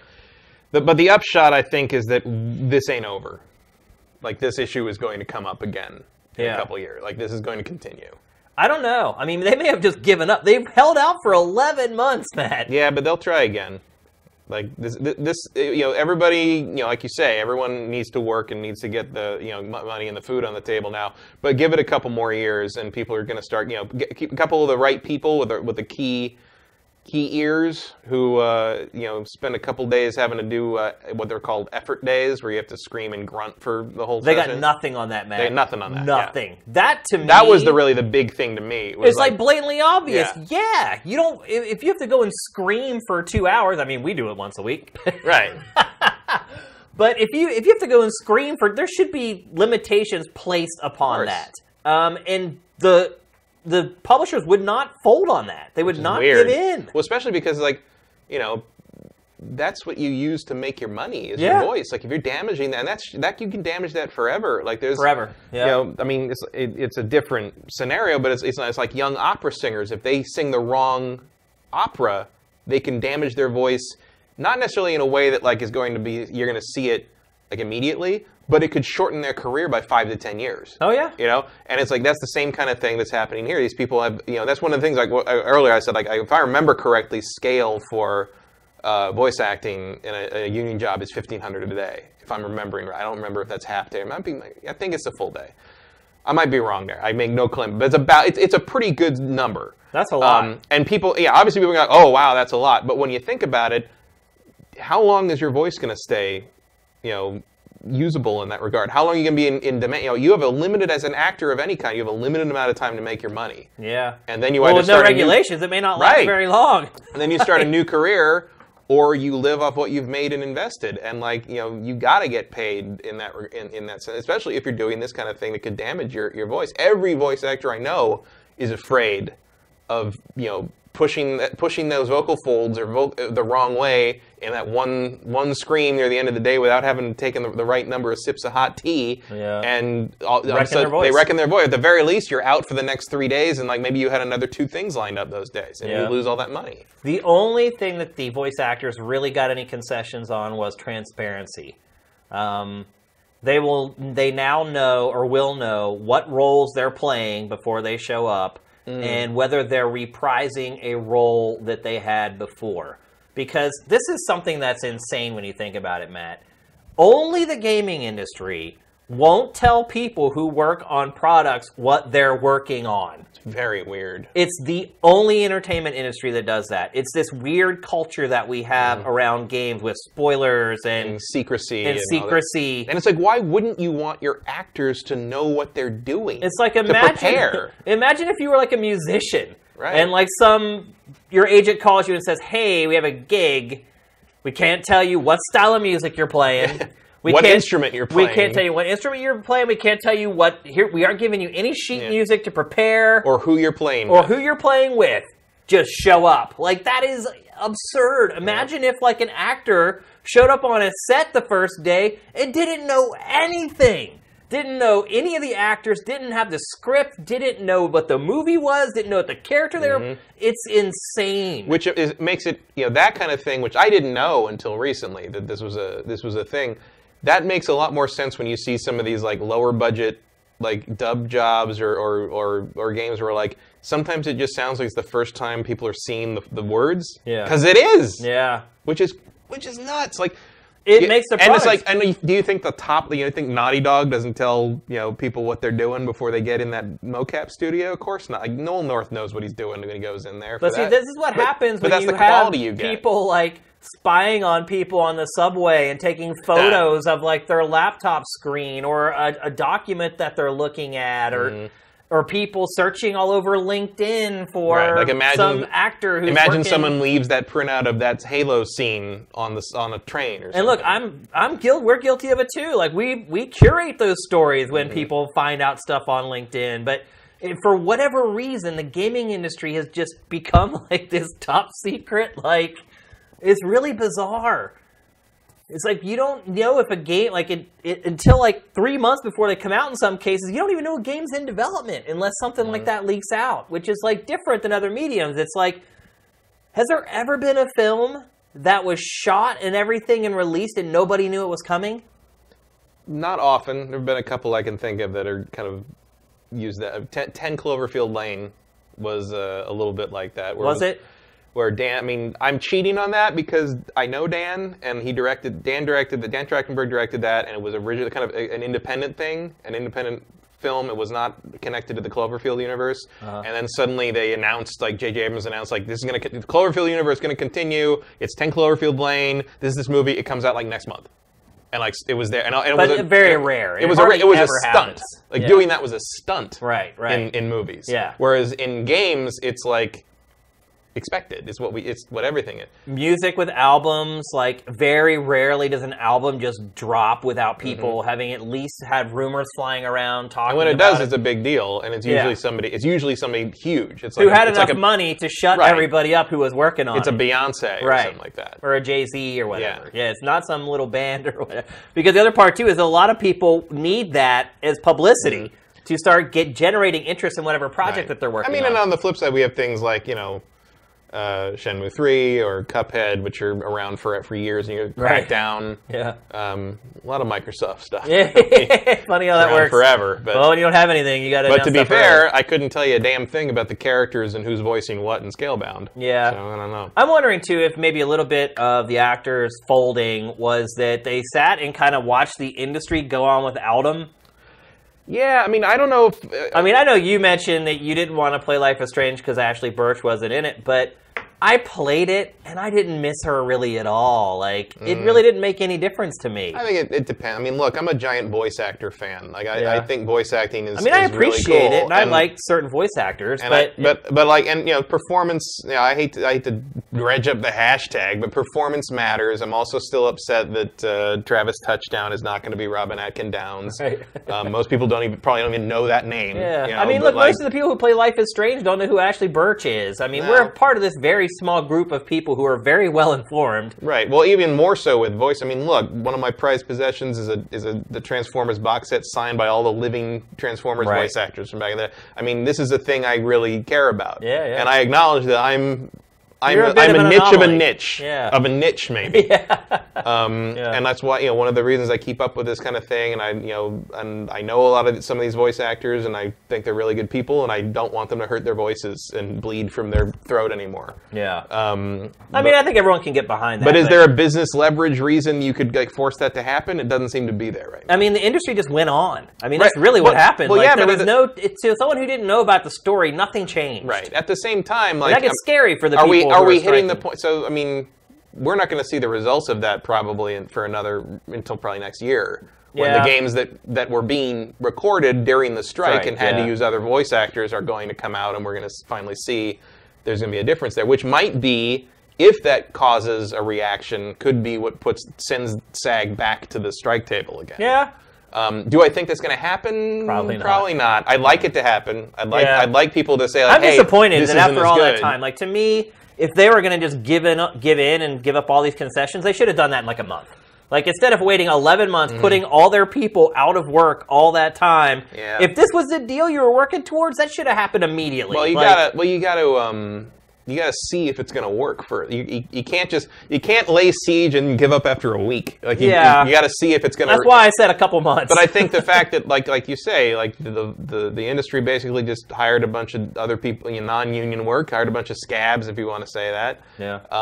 And soldiered on, and what are you going to do? After 11 months, you're like, wait, these guys don't really care. They're not stopping. Because at first you think the publishers are bluffing, right? Yeah. You're like, oh, yeah, they say that they'll use other people, whatever. And then after a while, you realize, oh, they really are going to use other people. At a certain point, you got to dive out of the way of the train. Yeah. And the industry is a train. Yeah, and it's not going to stop. No, there's too much money involved. Much money at stake, and people don't buy games based on... Okay, I buy games based on voice acting. But other than me making that Life is Strange before the Storm decision, I don't think that's a thing that really happens. It's typically not. There are others like you. Here and there. I mean, I'm look, this is coming from someone who knows Ashley, worked with her. She created a show for GT for like 6 years, and still, ultimately, I felt bad. Like, when I heard the story, and I'm like, she should be the voice actress, and she's great. But when I played the game, I didn't really care. Right, but at the same time, I think... one thing is they got a good actor to replace her. If that actress had been Ashley in the first game, or Chloe in the first game, I don't think there would have been. I think she right. still would have been a great character. Would have been. Her performance is good. I just can tell it's not her. Yeah. But I think there's other things, little things where you notice that, like, the voice actors are trained to do that job in a very specific way with a very specific set of talents, and doesn't always translate to other actors. Even I think recently you brought up the lead voice acting in Observer, which you normally don't. But you're just like, this guy didn't sound right. It was weird. And of course, when I went home, and because I hadn't played the game, so I went back and looked it up. I'm like, that was Rutger Hauer. No, believe me, I got messages after that episode. They're like, dude, how could you talk crap about Rutger Hauer? I mean, Rutger Hauer, and he's in that because obviously he was Roy Battery in Blade Runner. He's got, the transhumanism thing is like a thing that he's associated with. Yeah. But does that mean he's a good voice actor? Not necessarily. Yeah, I didn't really think he was. I'm sure people will disagree with me on that, but I still haven't played it, so I can't judge it. I mean, one thing I will say, it's different, so I noticed it, where I don't always notice a lot of voice actors, so there's something to say for that. But yeah, but you notice it in the sense that you described it, I think, as the guy you would let out of the audition and like go, whoo, at least we didn't hire him, kind of thing. And I'm just like, Rutger Hauer. It's great. Rutger Hauer will kill you for that. Yeah, the irony. So the strike lasted 11 months, and here's something very funny. The last time we heard from this next game was the same week that the strike started. 11 months ago was the last time we got a look at Red Dead Redemption 2. Finally got another trailer. Matt, do you think that we're going to start seeing a ramp up here? Because they're still saying spring 2018. I thought they were just saying after the fiscal year. Yeah. They never said spring. No, it does say it. Does it? Yeah. Like, I think the trailer says spring 2018 on it. Well, I mean, I'm waiting for that fall delay. By the way, this is another piece of video that will keep us from monetizing this episode of GameFace. Rockstar is just like Nintendo as far as strikes are concerned, but this is too good to not share. So you don't think they are going to ramp up the media? I don't know if you remember or not, but the original Red Dead, like the last couple months of marketing for the game, they just flooded the channels. Well, I could see they started doing these crazy like gameplay vignettes with like voiceover. They explained how the gameplay was working. Right. Well, once you start to get into the 3-month territory, like let's say they keep the spring, we get a date in like maybe at PSX or something, or the Game Awards or something like that. And they're like, okay, so it's coming out April 15th or something like that.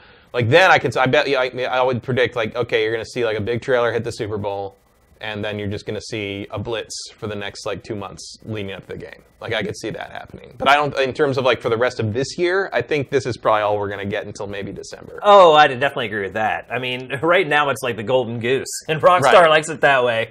A lot of hype. I mean, they made an announcement that they were going to release the trailer. Right, announcement of an announcement. Always good. I mean, that just shows you the power that this game has right now. Matt, what were you able to pluck out of this trailer? It's real pretty. I watched it like 15 times, and I think I plucked out a lot of stuff out of it. I watched that much. It does look...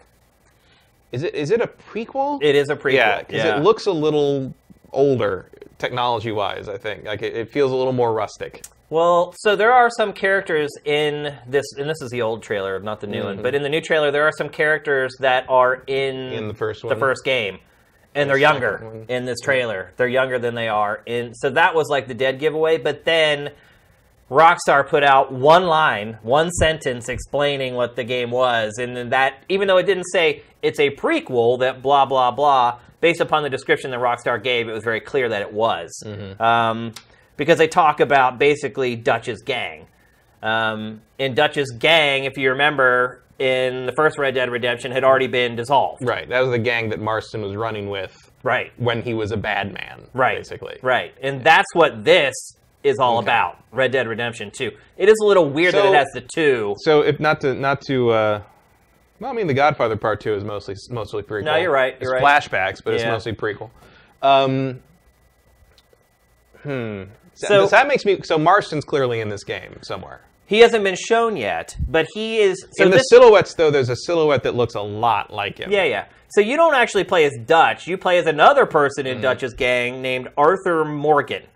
And he is in Dutch's gang, which is the same gang that John Marston was in. And basically, it's just about them riding around trying to survive. And people who played the last game, know what ultimately is the fate of Dutch, which I'm not going to spoil here on the show. But one thing I would say is that in the first game, Dutch is a very different character. Mm-hmm. He's kind of this guy who's been beaten down by life. Mm-hmm. And kind of has lost his zest, his verve for living. Right. And well, because like there's the whole thing with Bill Willingham. Right. As sort of like, because Bill's the guy you're sent to kill or deal with by the FBI, basically. Yeah. In the original game. Yep. And and Marston doesn't really come out and say it until later in the game, but basically some serious shit went down with Dutch's gang back. And this is the serious shit. Yeah. That's what this game is all about. Basically telling you what happened with Dutch's gang back in the day. Near as I can tell, based upon characters that the few characters that were in both games, it looks like it's set 10 or 15 years before the first Red Dead. Yeah, the Marston thing I just wonder about because the guy who voiced and mocapped him basically retired to a ranch somewhere or something. Like I don't remember who did it. Was it Glixel or was it somebody did a big feature on him? I don't know. Like a year or two ago, that kind of caught up with him where he went and basically like he did Red Dead Redemption and got huge accolades for it and just sort of made his left. $3,300. Yeah, $3,300 and went home. But like, and which is, and I'm playing the first game again right now on Xbox One. Just one of those things I kind of go back to when I got the time. Yeah. And like, he is really good in that. Yeah, like, yeah. I mean, even by Rockstar performance standards, like that is a great character. Oh, without a doubt. I wonder if he comes back in this game if they get that actor to come back. I mean, look, Marston's going to be in the game. Yeah. He's going to be in there. He may just be a cameo. I mean, you may end up playing as him before it's all said and done. Who knows?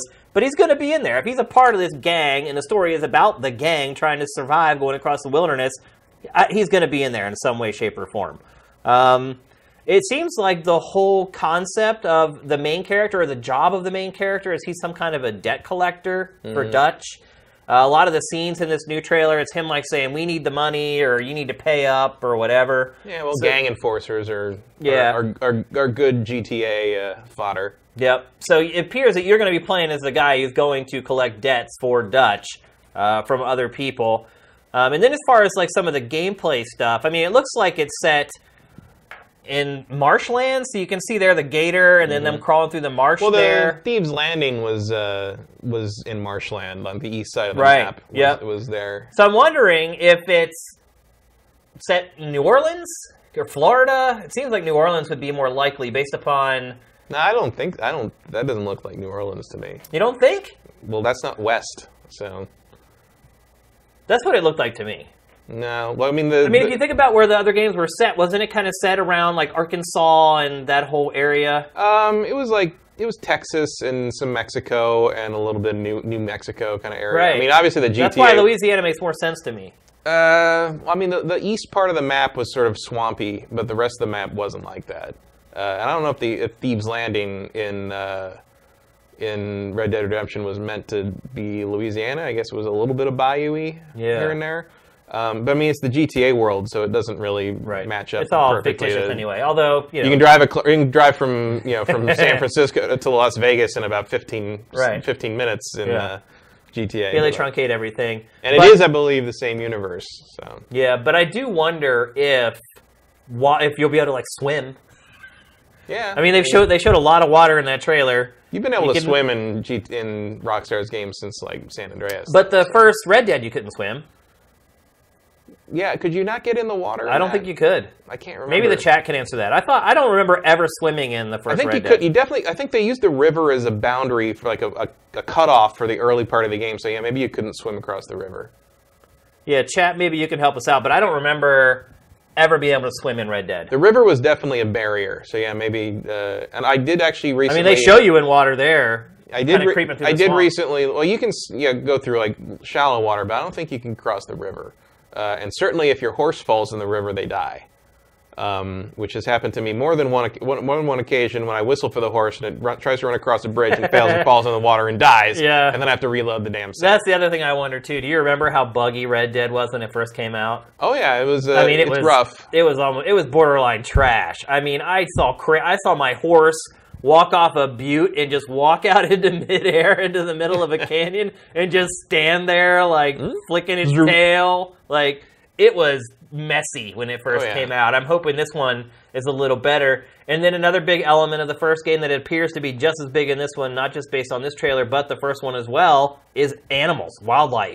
It looks to be just as big. They show a bear. The horse looks freaking amazing. They show the croc coming up and eating a deer, which makes me wonder if there's more of an ecology kind of angle to the game than there was before. I would think so. That would seem like a pretty natural evolution. It does, yeah. So, I mean, that trailer is only like 80 seconds long, but it showed a lot in that amount of time. I mean, that's just the stuff that I managed to squeeze out of watching it. Game looks hot. Yeah. Game's looking real hot. I'm really excited for it. I wish it was coming out this year. Yeah, I wish it was coming out this year, but it is what it is. Rockstar will sell no wine before it's time. Yeah, it'll get there. But we'll just have to play LA Noire again and pretend. That's this year, right? What? LA Noire, the LA Noire remaster. Yeah, I think it's like December 5th or December 10th. Everyone else in the chat says, I can't remember swimming at all in Red Dead Redemption. He drowns. Don't cross the streams. Animated horse balls. Indeed. Like I said, the horses look awesome. Well, we know what Shane's here for, then. All right, let's move on to the next topic. I think our little hype piece for Red Dead 2 is complete. So this week, a developer who used to work on a bunch of Ubisoft stuff, he's been around the industry, he's been in the industry for over a decade at this point. His name was Charles Randall. Basically, he was actually a good friend of mine. Is that true? Yeah. I've known Charles for like 10 years. Wow. Well, there we go. We hung out at E3 together when he'd go to promote Assassin's Creed. Okay. Well, your friend, Charles Randall, came out this week and basically just kind of threw down the gauntlet a little bit and was like, look, all you people complaining about what we were talking about earlier, about how everything with video game development is secret and you never know anything and people want more information but can't get it. Well, he basically said, the reason you're not getting more information is because you're all a bunch of assholes. I mean, that's really what he said. Well, I will give you a little bit. If you've played Assassin's Creed, and you know, in the 2012 section, you've got all those guys, and you've got Sean Hastings, the sarcastic British guy. Yeah. He is partially based on Charles. Oh, okay. Charles does not mince words. He is nice. I actually said it in a much more mean way than he did, but he was very diplomatic about it. He stuck to, you can't possibly say this is untrue. Yeah. Like the way he phrased everything. It was a very carefully worded statement. It's a long Twitter thread. I love the Twitter thread stuff where it's just like, I'm not going to make a blog post. I'm going to make 100 subsequent tweets that matched up together into a paragraph. That I see a lot. It's mostly in political Twitter now. But or you get the people who type something on their screen and just take a photo of it and then post the photo on Twitter. Yeah. Now Twitter's doubling the letter count. Yeah, certain ones. 280, yeah. Well, I think if you're verified, maybe they give you more or whatever. They're rolling it out real slow with certain chosen accounts, apparently. So stupid. There was one. God, I'm not saying increasing the count is stupid. I'm just saying rolling it out slowly. It was either the Seahawks or the Mariners. Their official account. They posted like this incredibly long text ASCII GIF thing, but it looked like a giant brick wall and a tiny little person peeking out behind it at the bottom. It was like, this is a bad idea. It was like a page long. That's pretty good. And I'm like, that's pretty funny. Yeah. Whoever's running that team's social media is on the ball. Yeah. So he's basically saying, look, if you people weren't such jerks, developers would be more willing to engage with you. But because every time we try to interact with you guys, you treat us like crap, or you rail us on social media, or you issue death threats, or whatever else goes down. And he's not saying everybody does it. He's just saying the benefit of interacting transparently with the community is not really worth putting up with these smaller percentage but very vocal and dangerous toxic aspect of it. Yeah. And which I understand. I mean, look, nothing he said in that thread is news to me as someone who talks to game developers on a regular basis. It's absolutely one of the things they worry about. It's one of the things they worry about, like saying the wrong thing and it getting out, and they basically get hung out to dry by their company or by whatever happened. I mean, it feels like a minefield to them a lot of times, and like you never know if you're going to say the wrong thing and people are going to take it as gospel and it's going to blow up in like a No Man's Sky way, or you're going to put out the look at the reactions to the in development footage of Shenmue 3. Yeah, where it's like, we took the facial animations out, we got to rework them. And everybody still freaks out anyway. It's like, why? Well, then they reworked them and put out the developer doc, and that wasn't exactly encouraging either. But it is encouraging because they're not trying to show you finished expression. They're trying to show, like, look at the bone movement you can do in the. I mean, like, this is here. We're working on it. It's there. It's a progress update. It's not meant to. It's not meant to be like realistic or final expressions. It's meant to show this is what we're doing. And at this point, I'm like, Shenmue 3 should probably just button it all up and not show the game until 2 months before it comes out. At this point, because people can't handle it. Yeah. Like It's looking pretty rough, though. But all games at that point in development look rough. Yeah. They all look like that.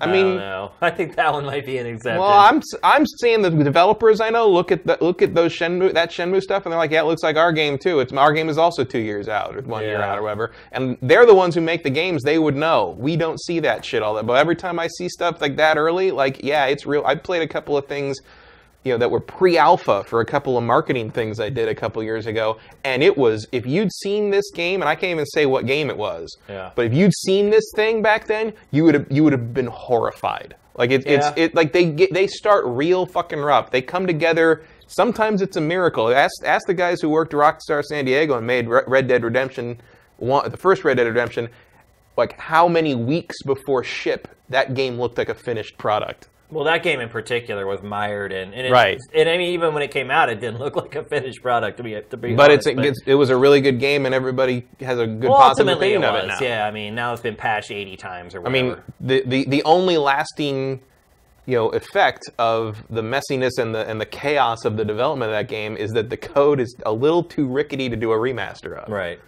Which is a pretty small price to pay. Which is actually kind of a big deal in today's day and age. Well, no one could really predict that, I guess. Yeah. But but I think one thing I would say is that, we both talked to a ton of developers over the years, and we're friends with developers. I think one thing I would say is that a lot of developers are not fans of the fans. Mm-hmm. Like, I've talked to a lot of developers, and they're like, we view a lot of the interaction we have to do with fans as an unfortunate side effect of our jobs. Mm-hmm. A lot of developers hate NeoGAF, but they know that they have to go and interact there. Otherwise, it looks like they're running and hiding. Or there's a famous Cliff Bleszinski tweet from years ago where he basically says, like, by the way, almost every developer I know, and I know hundreds, thinks NeoGAF is a whole bunch of C words. No, really? That's true, though. I mean... Oh, yeah. I mean, NeoGAF tends to be seen as kind of a cesspool, which is funny because really it's not even nearly as bad as it gets. At least not anymore. Like, they can be, NeoGAF can be a very negative sort of like, very little patience with flaws or mixed messaging. But, like, I mean, you can find 14 worse things on Reddit about the same game on that same day, Yeah. It's not, NeoGAF used to be more of the Wild West, and now, like, the anonymous comment sites are even crazier. Yeah. I mean, I don't blame them for feeling that way. It can be, it's very hard to have your product or your art or your ego touch the masses in the end, Although I have to say most developers, like, when they say that, they're talking about kind of mass interaction with like large, kind of the large groups or large forums or large Twitter followings, whereas like a lot of the same people will say when I'm demoing my game to individuals at PAX or something, sure, yeah. Even if general really public, just talking about like, social media. When you're talking about like demoing your game to an actual human being who might even be the same annoying person online, like it's a different interaction, it's a different experience, and most developers suddenly their balls are gone because they're standing eye to eye with someone. You have to actually behave like a human being with someone. Yeah. Exactly. And most developers will tell you that they love showing their stuff. I mean, other than how tiring, because it is tiring to go through the same spiel over and over and over again. But it's fun to see people get their hands on these things and give you real feedback. I use the wrong word. It's not that they hate the fans. The fans they love. It's the people who are trying to dig at them that they hate, who ultimately end up buying their game anyway. So, And it can have consequences. There was the guy, I'm sure you saw, the guy who was going to get hired at 343. He's a fan, like, on one of their forums, and they ended up, like, rescinding the job because someone dug up an old, which was, I mean, it was kind of a dick move to dig up this old forum post to try to get this guy's job ruined, but it was an old thing where he basically said no one at 343 deserves their jobs. Yeah. And, like, on one hand, like, I mean, I can kind of see why you see that and be like, well, maybe we don't want to have that guy working with us. No, I mean, I could understand why they would. It's not constructive criticism. No, exactly. No, I can see why 343 would be like, oh, we don't want you here. If you're not down with us, you don't have the spirit of our company or whatever. But to the person who went and dug up that post, you're the worst. You are the worst. Whoever did that, man, that is just scummy. Oh, yeah. Man, that is rough. But and I think, look, those people that do that kind of stuff, not just on NeoGAF, but all over the internet, on social media and whatnot, that's what the developers are talking about. Those people. Those angry, vindictive, like, do whatever they can to try to embarrass somebody in public people. Yeah. And unfortunately, it's like with everything else, those are the people who tend to speak up the most. The people who are happy just sit and say, that's good. I like that. Yeah, happy people don't don't tend to say much. And they go on their way, and they go do something else that makes them happy. Yeah, they go play the game. Right. Yeah, or they play some other game that they like. And, so, yeah, I feel like... But I do know multiple developers. I mean, Charles is very outspoken, and he'll say whatever he felt like it was time to say. Yeah. But I know tons of developers who are mortified of speaking out in that regard just because they don't know what's going to happen. Right. You know, there's no telling what the reaction But he's right. Yeah. Charles is right. Yeah. I mean, he's absolutely right. I think the bigger issue here is that the time that the developers are taking away from actually making the game to deal with toxicity. There was this other issue that popped up this week about all these Nintendo Switch fans piling on developers for the stupid icon that appears on the home screen of the Switch. I had to, because I saw there was a thread on NeoGAF where people were like, let's make... It was actually, the thread started, I guess, with the guy who started the thread said the new icon pisses me off. And... Another thread was started where they said like, let's start photoshopping terrible Switch game icons to annoy that guy. Like, and so it became like, weird zooming in and slightly offset. I mean, it was super weird and subtle. And I was looking through this thread because I hadn't seen the Snake Pass icon thread, and I'm like, I don't get it. Like, what is this? So I had to do like Google research to figure out what the problem with this icon. And I guess the problem was the old icon like showed the full snake and had the title and it looked more like uniform. Who cares? And then the new icon was like a zoomed in shot of the snake's face and people thought it looked like a mobile game like icon. Who cares? Gamers. My head is just gonna explode over crap. And the same like thing happened with SteamWorld Dig 2 this week, where they had their icon went up and like. Maybe it was a couple weeks ago, but like the icon basically kind of it's like said SD2 or whatever, and had like a weird thing, and people were like, it sucks. And the developers were about ready to be like fire off like a screed about how annoying that was, that people cared about the icon and not the actual game. Yeah. But the art director kind of was like, well, maybe we shouldn't. So he designed another icon for it, and they put it up on the Twitter like, what do you think of this icon? And everybody liked it, so they replaced it.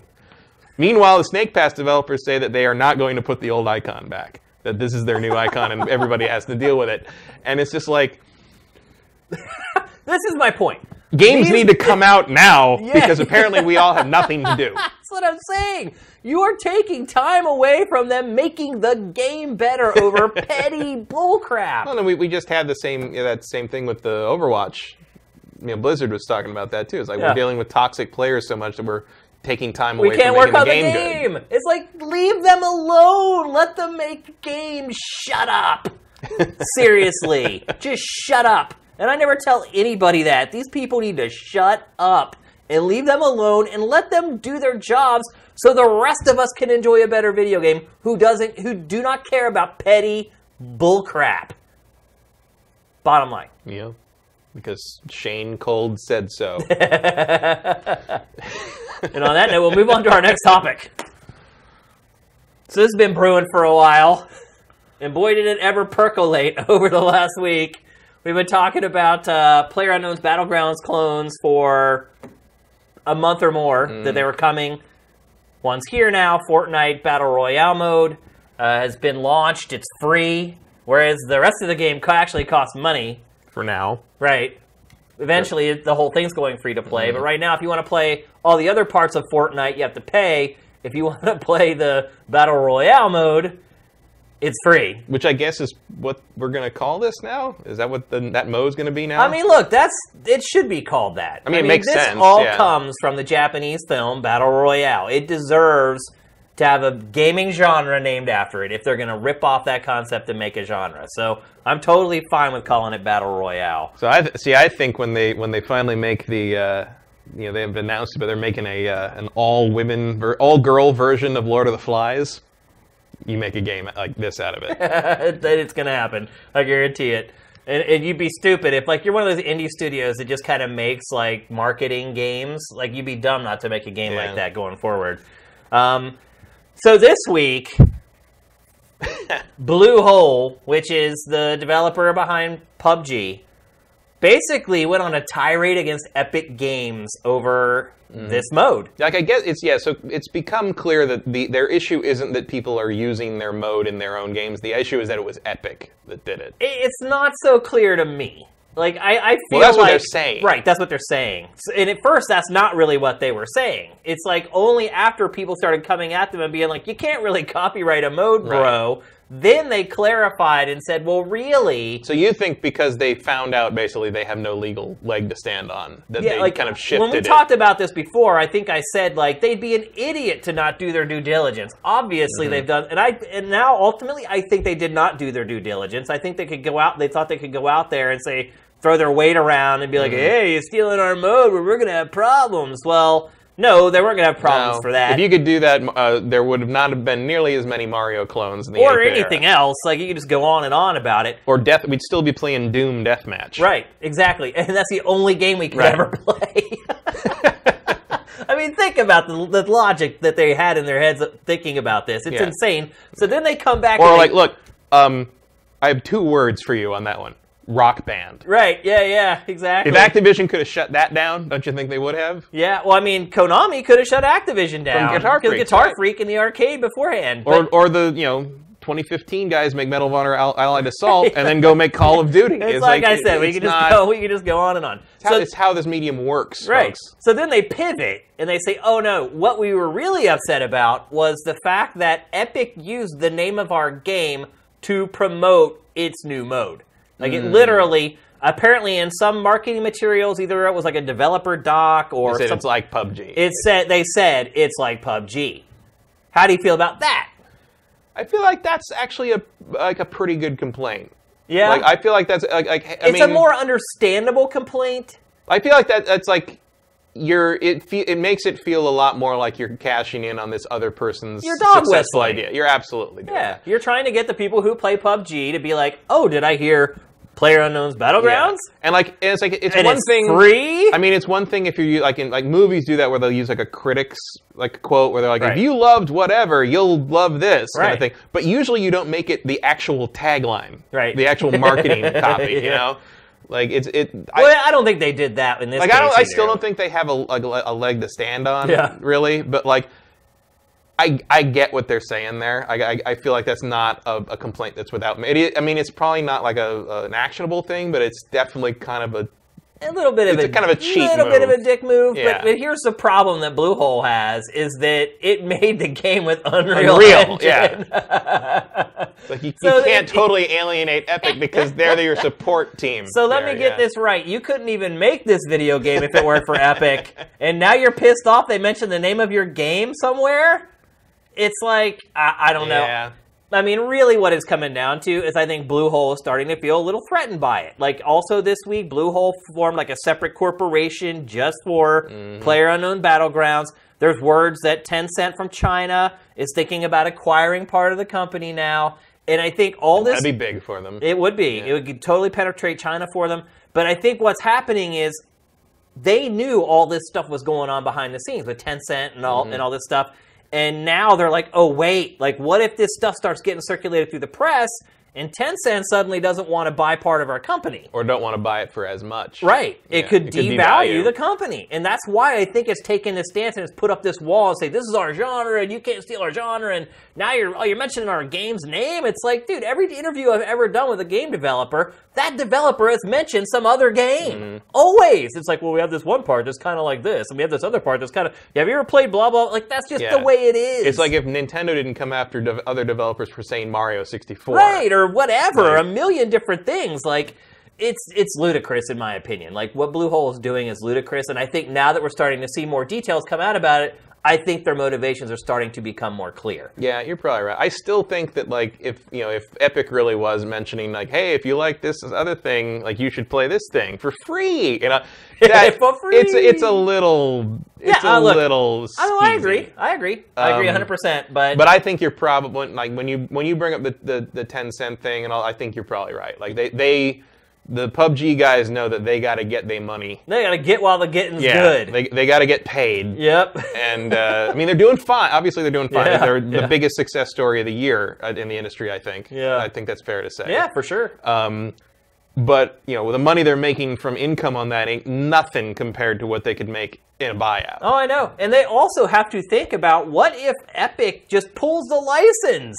Like seriously, and they got to remake it in another engine. Right, yeah. They're being so short-sighted and stupid. It just seemed like a total knee-jerk reaction to like, oh my god, they're going to ruin this deal that we got going on behind the scenes. I don't see Epic I feel like Epic would just sort of pat them on the head. No, they're not gonna. Yeah. But the point is, Bluehole is playing with fire here. Like, I'm sure there was a call at some point where Epic was like, bro, let's have a heart-to-heart real quick here, because you don't really want to get dirty with us over this, because it could totally pull the license. It would be dumb to, because it's making money off of every copy sold, but if push came to shove, Epic has the rights for that, and it could do whatever it wants. So you smear them too hard, Epic won't stand for it. And Epic has plenty of lawyers to fight it. Yeah. I mean, to me, it's a losing proposition. PUBG, Bluehole, stay in your lane. You're making tons of money. You're doing fine. You're doing great. Just keep working on your game and making it better, and don't worry about what the other people are doing. Yeah, just don't even worry about it. Stay the course, get that paper, and live it. Yeah, man. Like I don't get it. You're in a great place right now. Even if people start trying to ride the coattails, you're still the original. You're still millions and millions of copies ahead of any of your competition. Like, get there and then complain in the autobiography later. Yeah, exactly. Like, I don't see... Save it for the memoirs. Yeah, I don't see any game ever topping this game for this mode. This mode is not It is not going to be that big that some other game is going to be able to come along and beat like 8 million copies in like 5 months. Right, like, and I think if it does, it would be a marathon, and it would be like a thing where like the PS3 or the 3 eventually outsold the 360. Yep. And 4 years after everybody stopped paying attention to that generation, it'd be a long haul thing. Yep. And by that point, hopefully, the core PUBG guys will have gotten their rewards for making this thing. Yep. So I don't think that saga's over. I hope it is. It should be, but I don't think it is. I think we're going to hear this kind of thing does tend to linger. It does. Yep. Especially if Fortnite's mode becomes successful, which it does look like it's a million players in one day. That's a lot. That's Destiny numbers. It's free. It's free. Of course it's free. And it's on a console. Look, I'll be honest. I've never played PUBG. I tried this because it's free. Yeah, and it's on a console too. And I'll admit, but I will say this. I don't quite like how Fortnite feels, really. And I mean, I don't really like how PUBG feels either, to be honest. But it kind of made me, like, if PUBG drops $10 in some sale at some point, I'll probably get it now. Yeah. Because I like this a lot, but I felt like it wasn't quite how I wanted it. But, like, considering... I mean, look, Fortnite's by far the more polished game. I'll say that much. But there's some kind of a vibe that PUBG has. And there's a certain appeal to that. And this has a feel too, but it's not a good feel. Yeah, that's the problem with Fortnite. It's a crappy feel. Right, but it's like, I mean, I understood the appeal already. I just didn't want to pay $40 for it. But like playing this again, I'm like, I get it. I totally get it now. Yep.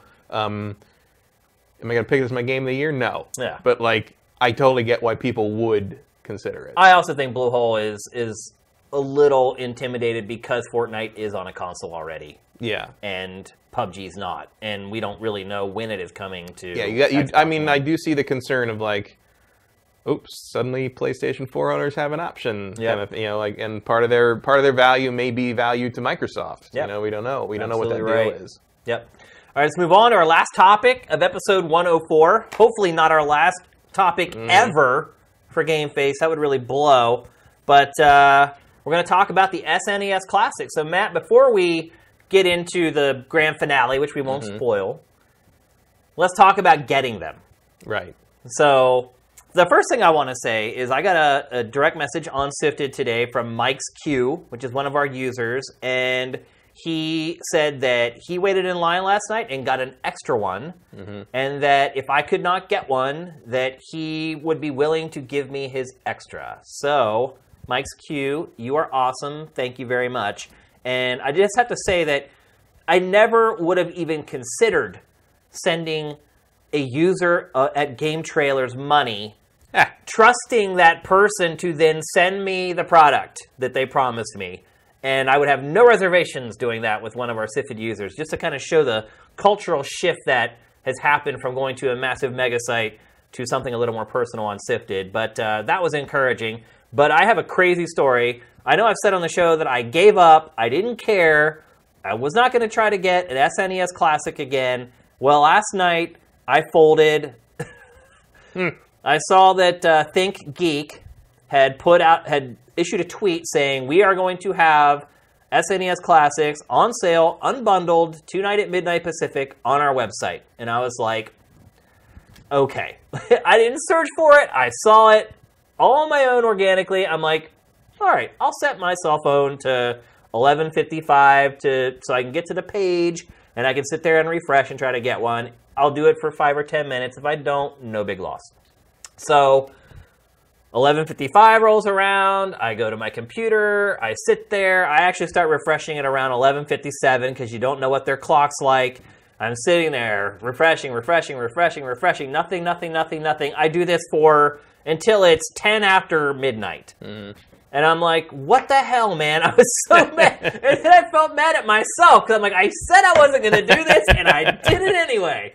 And finally, I was like, screw it. I'm going to look at Wario64's Twitter feed. So I went and looked at Wario64, and he had started popping up links like... He was up all night doing it. He's crazy. He really is crazy.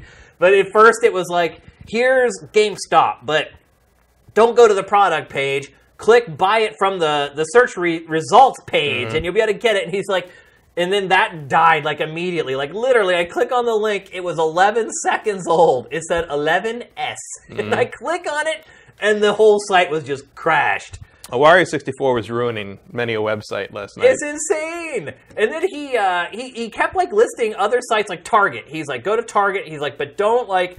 He's like, he listed the exact search terms you needed to use to actually pull up the page that would work. I went there... Actually put up the product page that said there was product available. I click on buy it. No.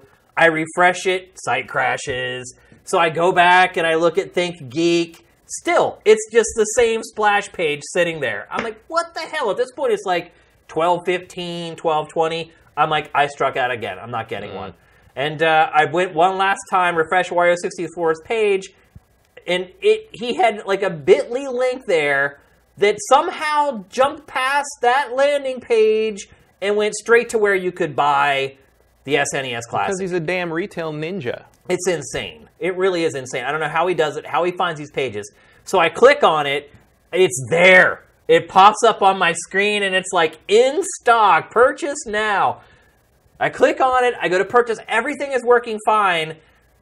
Go to hit, like, I put my credit card information in and everything, my shipping address and everything. Click submit, and a message pops up, wait while our caffeine monkeys or whatever, and it never goes away. And I'm like, Think Geek has stability problems even in the best of times, let alone... I was like, oh my god, it's the closest I ever got.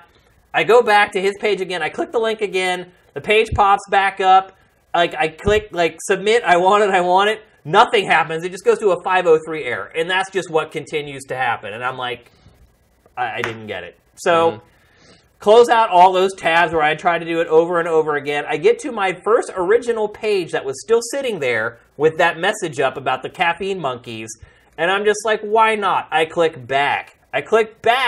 It goes back to the other page, and now I have 4 of them in my cart, Matt. 4. And I was like, because it said, like, 1 per customer. You can't get more than 1. And I was like, there's 4, and the total is like $350-some. And I tried to go back and take them out of my cart, and I got another error. I hit forward really quickly. It got back to that page, and I was like, screw it. And I clicked submit, and it went through. That's what I did to try to get one of these damn things. After saying I was over it, I wasn't going to do it. You bought 4 of them. But I thought I didn't even know, Matt. The one thing I forgot to leave out was one of the other times when I had one in the cart and was ready to buy it, I clicked submit, and it rejected my credit card. My credit card said no, because every time I was trying to buy one, the one part of the process that was working was it was sending the request to my credit card company. So my credit card company thought someone was like defraudulently trying to like charge my card or whatever. So anyway, I think I buy 4 of them. I don't get a confirmation email about it or anything. I do get like the receipt, so I like print it out right away. I'm like, I'm gonna have proof that like I got this thing or whatever. Go to bed. I wake up this morning and I have an email from Think Geek where they say your order was, I don't know what the exact verbiage was they used, basically saying like you jimmied us or like you did something wrong. And it said that they removed 3 of them from my order, and it said you will not be charged for them. But it never showed me an invoice showing that I actually got one. So as of right now, I really have no idea if I got one or not. All right. Well, so I had mine pre-ordered at Best Buy for store pickup like a month ago, a while ago. And I also had one pre-ordered at Amazon for Benson, because he was asleep when that went live. Yeah. Benson's an old coworker of ours from G4. Yeah. And who watches this show. You'll see him in the chat sometimes. What's his chat name? Grenade Artist. Speak up, Grenade Artist. I don't know if he's here today. But so the Best Buy thing was fun. So the Amazon thing was interesting because I think Wario64 confirmed this as well. What Amazon did is that my Amazon order still says like we don't know when this is coming to you. And I guess what Amazon has done is if you ordered it on the website, you're going to get it shipped in one of the later shipments through October. And they used all their launch day copies of it all went to their treasure truck and like Amazon like locker pickup places. So if you want it from Amazon today, you basically had to get it from the treasure truck or the locker pickup locations, and they're all gone. But I had the Best Buy pickup thing for the store already. So I went over to go get it around the time it was going to open, and I got there and there were like probably 150 people already in line waiting for the store to open. Dang.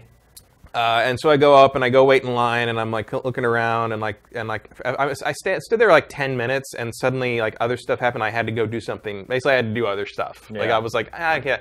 And then I'm like, you know what? It's gonna be there no matter what. I might as well go do what I need to do and then come back later. So and when I left, the line had like doubled. There were like 300 people there, easy. Those people should have just got out of line and went somewhere else. No, they all, like, you went up and you went to get a thing, and if they gave you a piece of paper, like a flyer with a number on it. Many? They had about 300, wow. I think. The numbers were in the 200 or 300s that I saw, and apparently they had them for everybody. And they had a giant pile over on the side later when I went in. So I went in later, around 10:30, and the line was gone. Everybody had gone in and stuff, and I just walked up to the pickup counter, and I gave them the ID, and they gave me the thing. It was already paid for. Cool. And I looked over, and everybody's in line over in the Geek Squad customer service section, and they're all getting. You can see like a giant stack of them, all with the little numbers on them, and they're handing them out. So they were sold out. They were all gone. There weren't any extras. So that was it. And so I picked it up, and I got out, and that was that. And now we're going to unbox it live on GameFace. But there is one more interesting thing about this system that I didn't tell you before. I got it and I got home and I went online and I checked my app on Amazon, and I went to the Westwood Amazon locker and I picked this up from them. So this is actually yours. Wait, what? This is a second copy I got from an Amazon locker in Westwood. Not my Best Buy copy. This is the second one. So if you want this one, that one's yours. But what happens if I got one? Cancel it. Or sell it off or give it away or whatever. Awesome. But here, I figured you should have it today so you can use it on the stream tomorrow. Wow. Right? So we're actually unboxing your Super NES Classic. Well, I'll let you unbox it. I'm going to crack... Because I haven't opened mine either. Okay. So I don't actually know what's... I mean, I know what's in it, but I haven't done it. All right, I'm going to crack one of our cameras off the stick so everyone can get a better view of this. I'm muting you while you move. All right, so he's moving around. It's a pretty good box. It's actually smaller than I thought it would be. I don't know.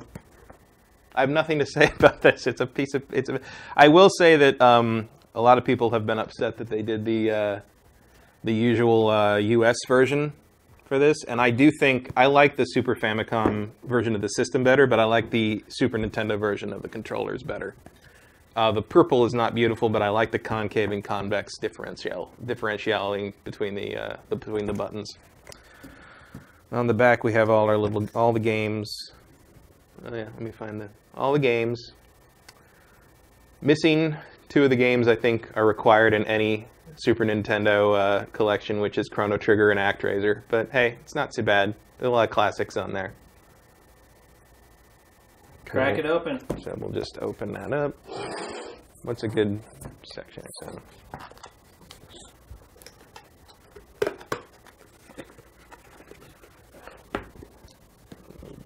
Hey, come on. It's so little. Yeah, well... The box it came in, when you first brought it in, I was like, that thing's like puny. It's like smaller than a lunchbox. Technology gets smaller, you know. What we got? This is our warranty and some kind of... So this is instructions in all different languages on the back, and on the front we've got a poster. Now you're playing with power. Super power, the old slogan. Pretty cool. And here we have cords. Comes with an HDMI cable, right? Yeah, I think so. Yeah, that'd be under. So here are the controllers. There's your HDMI controller. There's the HDMI. These are the USB. Down she goes. There's one of our controllers with its ridiculously short cord. Yeah, pull off the plastic off of that so we can see how long or short it is.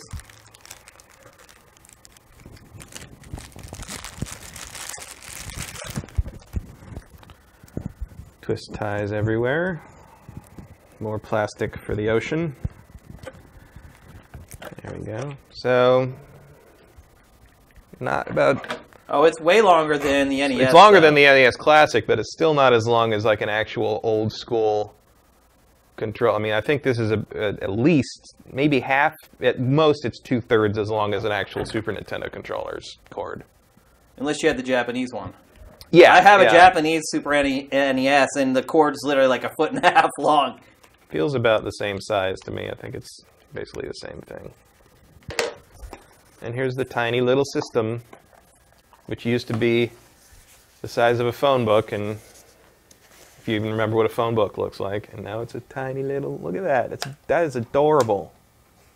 The eject button doesn't actually do anything. So, oh wait, so all the buttons don't work? The reset and the power work, but the eject button doesn't do anything. And obviously the cartridge thing doesn't open. Set it next to the controller there. And the controller is pretty much a full-sized I think this is about the same size as the original, yeah. I don't know. I use the ASCII, I think it was, like the big ones with the turbo settings, everything, the 6 face buttons. I almost never use the vanilla Super Nintendo controller. Grab your Coke can and set it next to it. That's one thing everyone can kind of get a good gauge from. Yeah, it's about just a tad taller than a Coke can. Wow, that's crazy. And it's light. There's nothing. There's nothing in it. Really good... I mean, they could have made it even way smaller. Really good rubber on the... On the feet? On the feet. Look, oh, yeah, you can't get it to stays slide. right there. There's no... It's good. Side to side it's a little bit, but that's good. And fake controller ports. Oh, wait, let me zoom in on that. These are just molded. There's nothing here. And then the controller ports go in on the other side? Yeah, they go... And they're just USB, I'm guessing. Yeah. Yeah, there you can see the HDMI input there, and the USB. So there's only one USB port. Looks like it. Actually, where is that going? Okay, so let me see the... Where does this go? Maybe you do need the instructions after all. Yeah. Oh, I see. Ah, so there are pills. That's pretty clever. Yeah. So you pop that little plate off the front, and then that's where they go in. There you go. Clever, Nintendo. Yeah. Cool. Is there anything else in the box? Nope. Just cardboard. And another controller, right? Yeah. Comes with 2 controllers. 2 controllers, so you can play Secret of Mana with a friend. Although I can't. I think there was a 3-player mode in that. Yeah. Wasn't there? There aren't many multiplayer games really though in this, is there? It's Mario Kart and F-Zero, I guess. Let me see. Yeah, I guess that's about it. Yep, that's what I thought. And unfortunately, it's Street Fighter. Well, it's a closed. According to Nintendo, it's a closed system. But yeah, I'll give that a week. Yeah, I give it a week before you can reflash it to put the stuff you missed on it. And there it is, the SNES Classic, U.S. edition. Because Europe gets the Japanese one, right? Yeah. Yeah. So this is the only country where we get. And I will admit that our Super Nintendo is much uglier than the Japanese one, but. And I believe this looks like the same connector as on a Wii. Let me zoom in on it there. Which makes me wonder if I could use my Pro controller. That's a good question, actually. That is some proprietary something or other right there, man. I don't even know what that is. Wow. All right, well, there you go, party people. The SNES Classic. You might be able to find one, but probably not. Good luck. Yep. All right, so that's going to take us to our trailer of the week. I'm going to toss to the trailer of the week without sitting down for the first time in GameFace history. In fact, I'm going to come over here. I'm going to be in Matt's camera. Our trailer of the week this week, you would think it might be for Red Dead Redemption 2, but in fact, it's not. Instead, we chose the first ever cinema for Star Wars Battlefront 2. About time. The Emperor is dead. So what happens now? We retaliate, Commander. The Empire will assault the very foundation of the rebels' pathetic belief in themselves. Tell me, Aiden, what is the source of their belief? Hope. Correct. This messenger's presence is a great honor, one I choose to share with my daughter.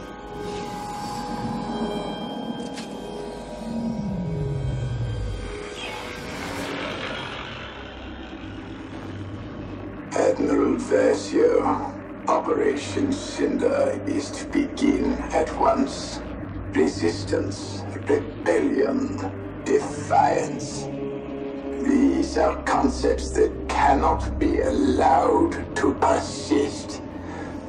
You are but one of many tools by which these ideas shall be burned away. Heed my messenger. He shall relay you to your target. Operation Cinder is the last command of our Emperor, and the first step in securing our future. Inferno is crucial to its success. What's our target? You are not verified. That information can wait. For now. Here are your next assignments. They are unusual. But these are unusual times. Go, Commander. Do what you do best.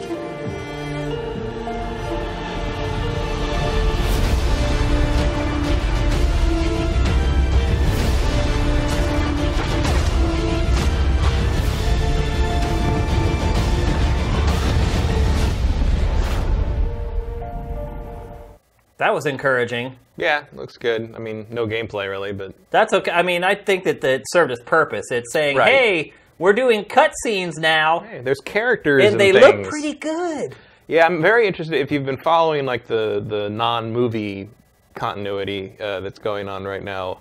That the red like droid with the holographic face that gives the Operation Cinder orders. Yeah. Like that is basically verbatim from one of the comics where another high level Imperial was given the same speech from the rope basically. And like it's kind of cool that like they're actually finally bringing sort of that everything is canon continuity into play outside of the movies, and like this looks pretty good to me. Yeah, I think it looks real good. I'm pretty excited. Let's see if you guys got any questions, and get your questions in now. By the way, I forgot to mention that before we tossed to the trailer. Oh, there was somebody asked something like halfway through the show, and I can't remember who it was now, but they had to leave, and they said remember that, and it was if this is the last game, if it all goes to hell. Will there still be a way to watch the old episodes? Yes. I can't remember who asked that. Maybe was it Swanson? S.J. Swanland. Yeah, someone else asked for him, actually. Yeah, they were looking out for you. And the question is, in case this is the last GameFace, can somebody ask at the end of the stream if SIFTD goes, will there be a way to watch old videos like GameFace, Bad Dudes, etc.? Well... We've been putting everything on YouTube for a while, and those are all unlisted now, but it'd be very easy for us to go back and make those public. So all that stuff, yeah, everything that's been produced in the last 6 months, that'll be easy for us to make public if it comes to that. The earlier stuff, that's a little more tricky because the first year plus of content is living on our servers, and if we were to have to close everything down, obviously we're not going to completely eliminate the site. We're going to leave the community up for you guys, the forums and stuff, so you guys can kind of stay together as a community. But we would need to take all the stuff off the servers because it costs a lot of money just to have them sitting there. So that might be a process. I can't promise anything. Certainly not as far as time is concerned. It would be something I would hope I could eventually get to as far as getting up those old episodes up onto YouTube, but it wouldn't happen overnight. So if it were to come to that where we'd have to kind of shut things down, all the stuff from this year would probably be available immediately, and then everything from before that it'd probably take a while. It'd be like a trickle because that stuff would all have to be uploaded to YouTube. And also the archives that we have are like full res, like huge files. So it would be a bit of a process. But you know, it's something I've busted my butt on for a long time. So if it comes to that, that would be something I would have some motivation to do. You don't want something that you killed yourself working on for years and years to just disappear into the ether. So it's something that I'd certainly give consideration to.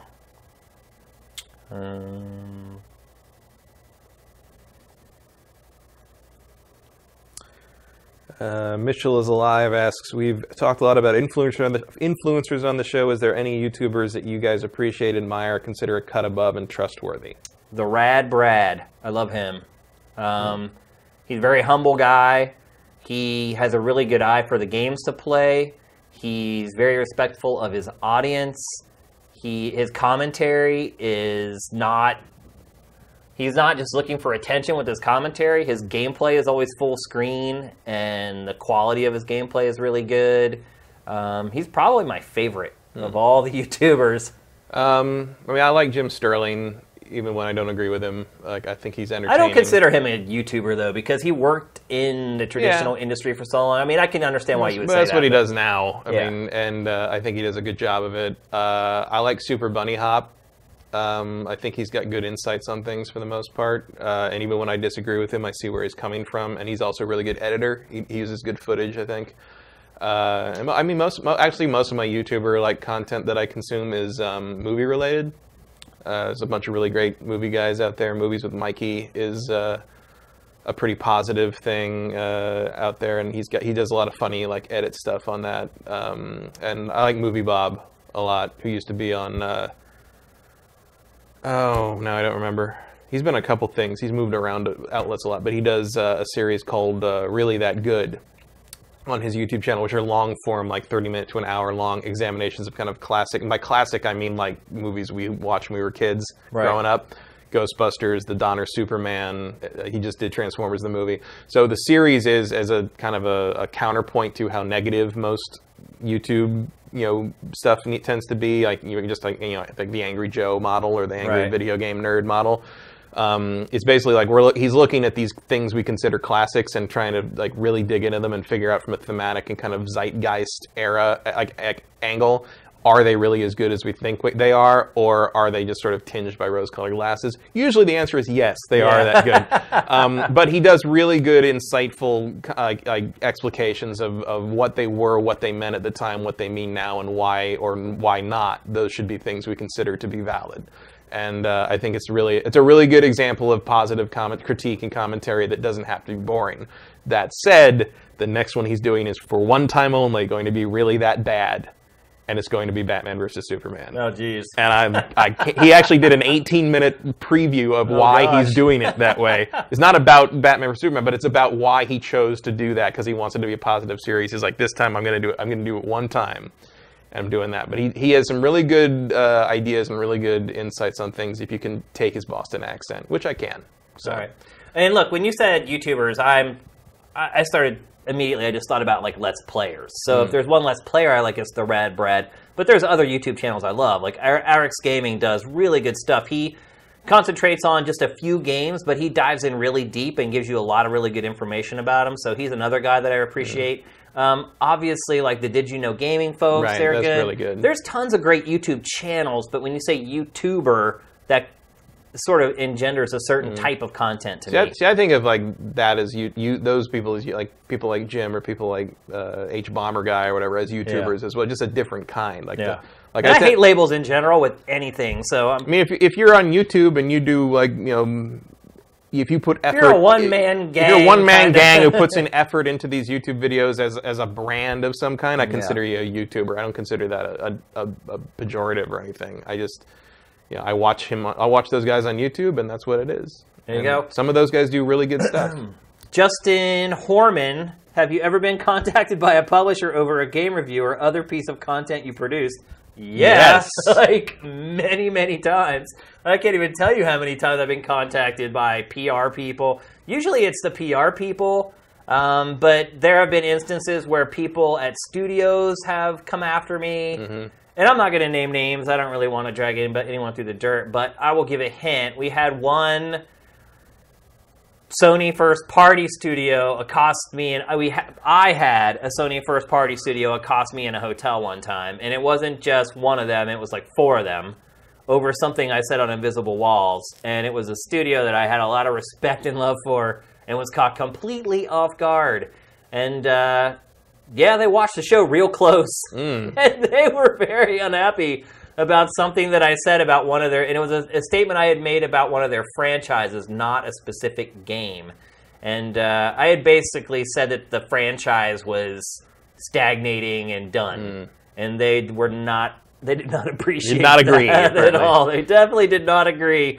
But, I mean, PR people calling us and complaining about reviews and that stuff all the time. I remember one that particularly stands out back in the old days when someone offered to refund the money we spent on the reviewer to keep the review off the air. Well, the one thing what happened in that case was I was just trying to get rid of them. Right. So I just used a really lame excuse of, well, look, we already paid for this. We're running it. And then they kind of called my bluff. And were like, how much? How much? Because I just remember you hung that up and you stood up and like prairie dogged over to my cube like, dude, you will not believe the phone call I just had. And that was like, people talk about like getting paid off or like, the publisher bribed. Like, that's the only time in 17 years I can recall something like that actually happening. And it was for nothing. Like I guarantee you, if we said what game it was, you wouldn't remember it. You wouldn't. There's no way. It was just completely insignificant. It was terrible, and they knew it was terrible. But that stuff has happened so many times, and it's nothing like that. But just like PR people calling and be like, "Oh, you weren't like questions. You weren't fair," or "What was your guy thinking when he wrote this?" And the crazy part is that every time I've ever had those conversations, I explain it to them, and they're like, "Okay." You're like, yeah, okay. Yeah. And a lot of times... Sessler and I have been cornered a couple of times at GDC by drunken developers who decide to finally go over and complain about some review. That happens at bars sometimes. But it's never turned bad. It's always just turned in... Actually, I think the 2 times I'm thinking of both turned into really good conversations. Like, what has happened a ton of times to me is they call me, and they're really hard asses on the phone, and they're like, blah, blah, blah, blah, blah, blah, blah, blah, blah, and I'm like, yeah, we have the usual conversation. Well, you know, sorry, but we're not changing. This is what we did. This is why we do it, blah, blah, blah. And then you get the call after that from their cell phone. Yo, Shane, man, my boss was standing right over my shoulder, and, like, I had to call you and act like I was really angry. But, dude, I totally get what you're talking about. Like, it's hilarious, the stuff that happens. Or sometimes they'll send you the email that's real aggressive and angry, and they're like, "Guy, you disagree. This is wrong, and your guy got this wrong." You just got to be on record. And then they call and say, "Bro, just completely ignore that email. You can just reply back and say, okay, I get it, whatever." Like that was for the people CC'd. I did not want. Yeah, there are people BCC'd on this. You can't even see it. They just needed to see that I was on it, and I was like emailing you about it. Sorry, bro. And it's like, okay, all good. Yeah, stuff like that happens all the time, but. Yeah, I mean, that's the nature of the business. These are big bets for these companies. It's like, you know, you spend $50 million on a game and someone rails it, like someone's head's going to roll if it wasn't good. So it tends to roll downhill a little bit here and there. There have been a few. I mean, I think rarely the real big blow-ups on that, I don't think any of us were surprised when it happened. There have been a couple people that you know are just not going to react well. Yeah, I mean, traditionally there have been PR people that are more likely to do something like that. And you know that. And that's just the way it is, and you deal with it and you move on. Yeah, I was telling you before we went on, like I found I've been collecting all those old game magazines from the early '90s, and I found it was a letter to the editor in VG and CE, August 1991, and I guess 2 months before, Bill Kunkel, who's one of the old school people who invented game review form. I mean, this guy was, you know, this is one of the originals, who's unfortunately not with us anymore. But he wrote a review of Wayne Gretzky Hockey 2. And 2 months later in the August issue, there's this long letter in the letter section from the president of Bethesda, because Bethesda made that game. That was back when Bethesda made sports games. And like basically this long thing about how basically like we don't agree with any of the review, and we're pretty sure the guy who wrote it doesn't know anything about hockey. And Bill Kunkel basically responds after that. I mean, just the nuance of hockey knowledge he drops in this response is crazy. And he's just like, and by the way, if you're so, because one of the big complaints was that it's just a top-down thing with little ant-like players skating around. He's like, if you're so confident in your top-down view is the way to like show hockey, how come the back of your box is just nothing but cinema shots? And it was just like, damn! Like it's the earliest example I've found, I think, of like a developer reviewer sort of showdown in public. In the press, in the media. It usually doesn't happen that way. Because like usually, before the internet, calls, you didn't see that kind of thing. Or phone calls, it doesn't go up live. But this was just right out there. From Wolffox, 10JC, Matt, did you get Gundam Versus? It should be delivered today, I think. I ordered it from Amazon, and it should be here today. Zenark88, Zenark88, I guess. Have you played any Divinity 2 yet? No. Me either. I really want to. I'm not a huge fan of isometric action RPGs, but dude, the reviews are through the roof. Like I liked the first one. Yeah. I liked Original Sin, and I was basically gonna like get around to this one, but it sounds like this is a must play. I mean, score-wise, it's like GOATY right now. Yeah. Like I don't know any other game that has an aggregate score that high. It's crazy. Yeah, not one I would have drafted, but wow. Never would have guessed it was going to be that good. Should have picked that instead of what's it called? Tides of Numenera or whatever. Yeah. Looney on the Loose. I love that name. Would you prefer to have the N64 Classic or some type of Game Boy Classic with a nice screen and tons of games built in? Heck, what about a GBA Classic? I would take a GBA Classic in a heartbeat. Oh, yeah. The GBA had over pretty much anything. Lineup. Yeah. Even over your SNES? I don't know about it. Well, here's the thing. The GBA's library reminded me so much of the Super Nintendo that's one of the reasons I like the Game Boy Advance so much. But I mean, you really start thinking back to the GBA, man. It really had a kick-ass lineup, I mean, just the Castlevania stuff and the Metroid stuff alone. I mean, I know but the Metroidvania is kind of my preferred wheelhouse for 2D stuff, but like, yeah, that system was phenomenal. N64 Classic, no. Game Boy Classic, no. But the one you tossed in at the end is an extra GBA Classic. Yeah, I think I would. I would kind of be down for a GameCube Classic. I know that's probably never going to happen because it'll be virtual consoleized on the Switch or whatever going forward. But a tiny little cube that had like a bunch of like the best GameCube games on it with a decent digital output and a reason to sell that frickin' component again, like bring the price of that down for people. Like that would be, I'd be down for GameCube Classic. It'll never happen, but.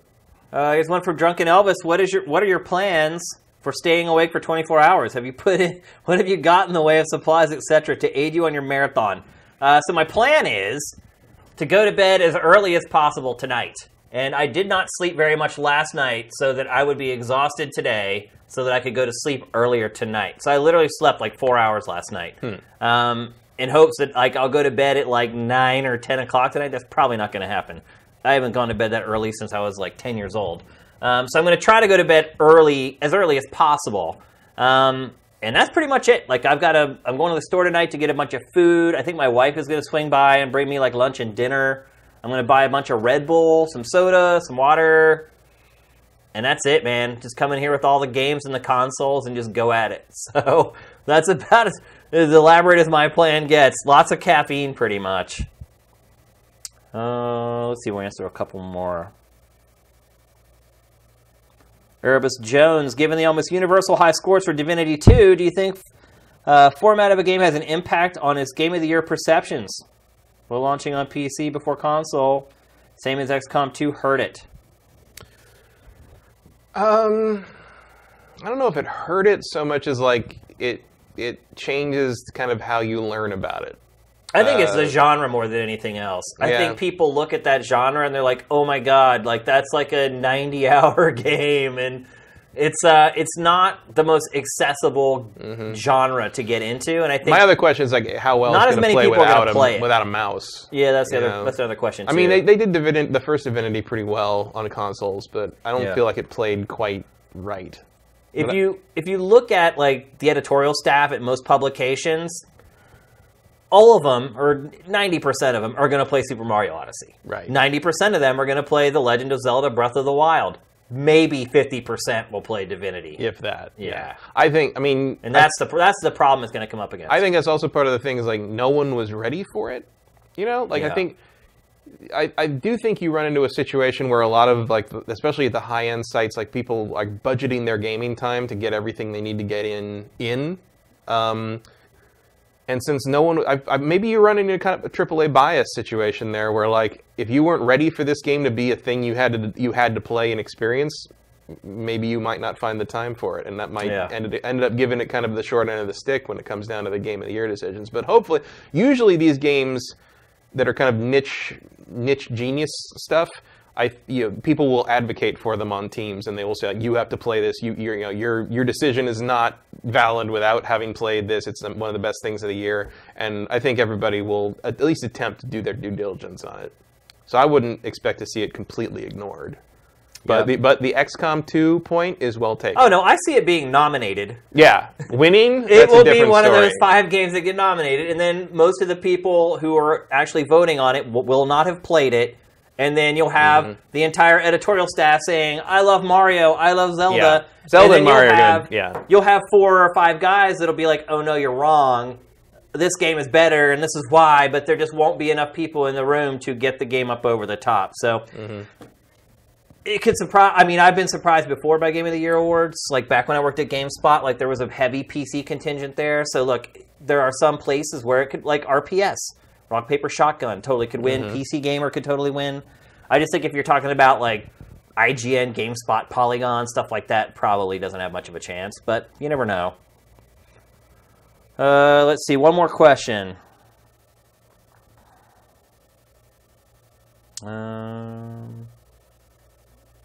don't know if I understand this one. Green Lion, Voltron Pilot. Matt, did you see F-Champs win at SCR Marvel vs. Capcom Infinite? I did. Filipino champ. He won the SoCal regional Marvel vs. Capcom Infinite finals. It was a good win.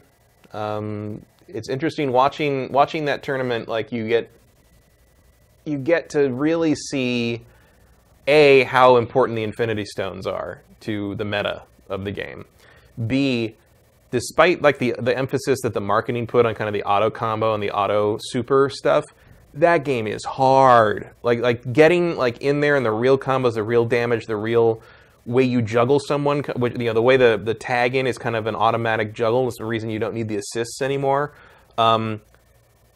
I think that's one of the highest execution difficulty levels of any current fighting game. Wow. If you want to play at like a pro level, like those guys are doing stuff that it would never even have occurred to me to try. And watching these matches play out at SoCal Regionals was fascinating. Like it was a fascinating game to watch on a tournament scene. And I haven't been that interested in a tournament in a long time, and I have been keeping up with trying to keep up with like the future Wednesday night fight stuff, and which is the SoCal kind of weekly pro gathering tournament that run by Alex Valle, and which I highly recommend watching. The Wednesday night fight stuff on Level Up Live that's a quality tournament. There's some really good players down here, and they gather almost every week to just get together and play these low stakes tournaments. But you see people play and discover new things. And Do they bet on the side? Always. Yeah. It's always always figured, yeah. where the real money is made. Yeah, exactly. But I think Marvel vs. Capcom Infinite is, and maybe this is just because it's different from 3, and we've been watching 3 so long, but I thought it was really fascinating to watch in a tournament scene. Way more than Street Fighter V. And Street Fighter V is doing pretty well. Street Fighter V's pro scene is legit right now. But Marvel vs. Capcom, watching it evolve even over the course of the weekend was fascinating. Yeah. For sure, it's new. Something fresh. They tweak the formula. Yeah. And it's not always that way with new games. Sometimes it's like, oh, you figure this out, figure that. With Marvel, you can kind of start to see down the road and be like, oh, like people are going to figure out some crazy stuff with this in the future. And I don't know if it's going to keep people like me who play it more casually playing it like too long, but I know I'll watch this game for a long time as long as Capcom keeps paying to put it in the tournaments. And it will for a while, for sure. And now a word from our sponsor. You know what? Your games, they deserve more. There are so many stores and sites that will charge you 10, maybe 15% or more for the privilege of selling a used game. We charge 0. ExtraTurns.com is a brand new marketplace being built from the ground up so you can sell your games, collectibles, electronics, and memorabilia. Not only will we beat our competitors' commission, Sam, in every category important to you, but we will also make exchanging your used games commission-free. You get 100% of the value of your collection. Sign up for the pre-launch and share us on social media to be entered to win an SNES Classic this holiday season. That's extraturns.com. Extraturns.com. And you could win this. But not this one. They have another one. Presumably. Allegedly. Big thanks to extraturns.com.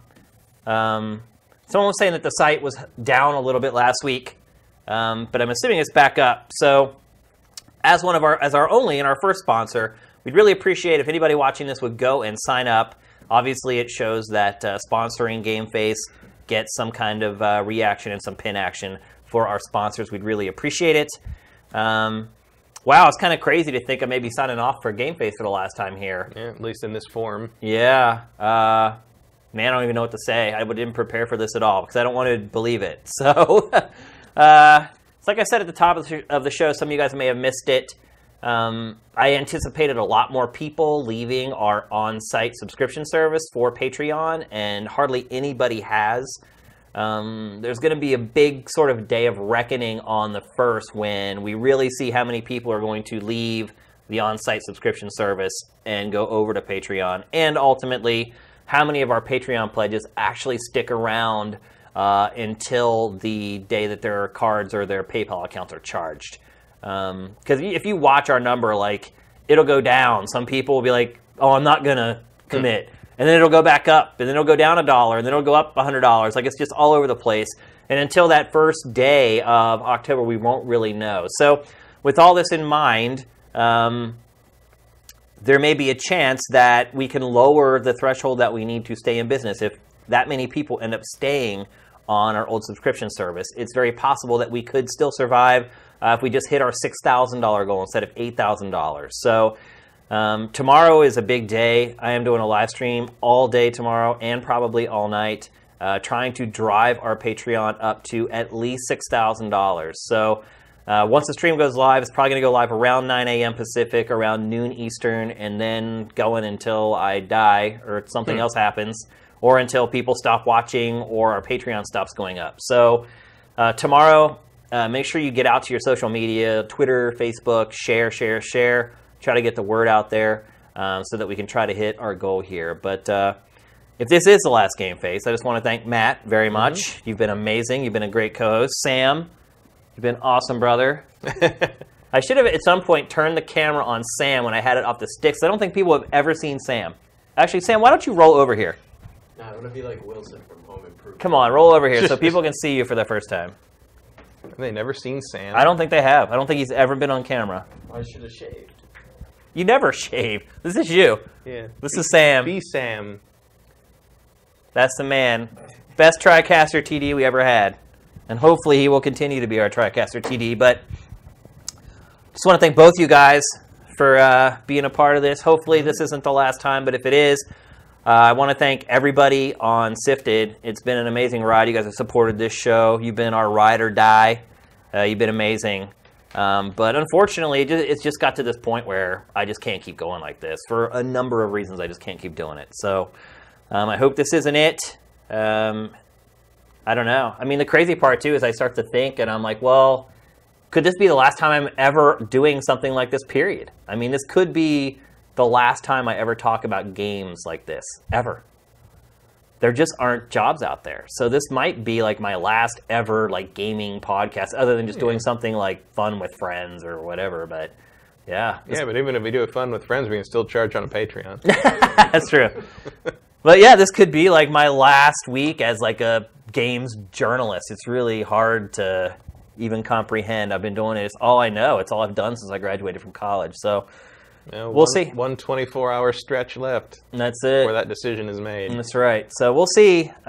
Need all your support, guys. Every little bit is going to help. And I mean, you know, I put so much into this that if there's any conceivable way that I can keep this thing going based upon how much money we have coming in, I will do it. So from the very bottom of my heart, thank you guys for all your support through the last several years of this. It's been crazy. All the stuff that's happened in my personal life and with this place getting cleaned out and everything else. It's just been, it's hard to believe everything that's happened in the amount of time that it has. So thanks, you guys. Thank you for all your support. I'll never forget it. Not just through SIFTD, but GT, and some of you guys have been around since the GameSpot and G4 days and all that. You guys are just awesome. So thank you very much. And I appreciate the acceptance from the audience moving in from to replace Marcus, because I am clearly not what was promised in the original the original advertisement. But I always felt like people were welcoming about it, and it was a good time. You're a great host. I mean, if you weren't good, they would have hated you. So. Well, I don't sound very Welsh is the problem. No, that's my problem with me. Is I don't sound Welsh. You've done great. Matt's been great. Everything's been awesome. We just need more money. So hopefully we get it, folks. Once again, thank you for everything. Hopefully not for the last time. GameFace is up and out.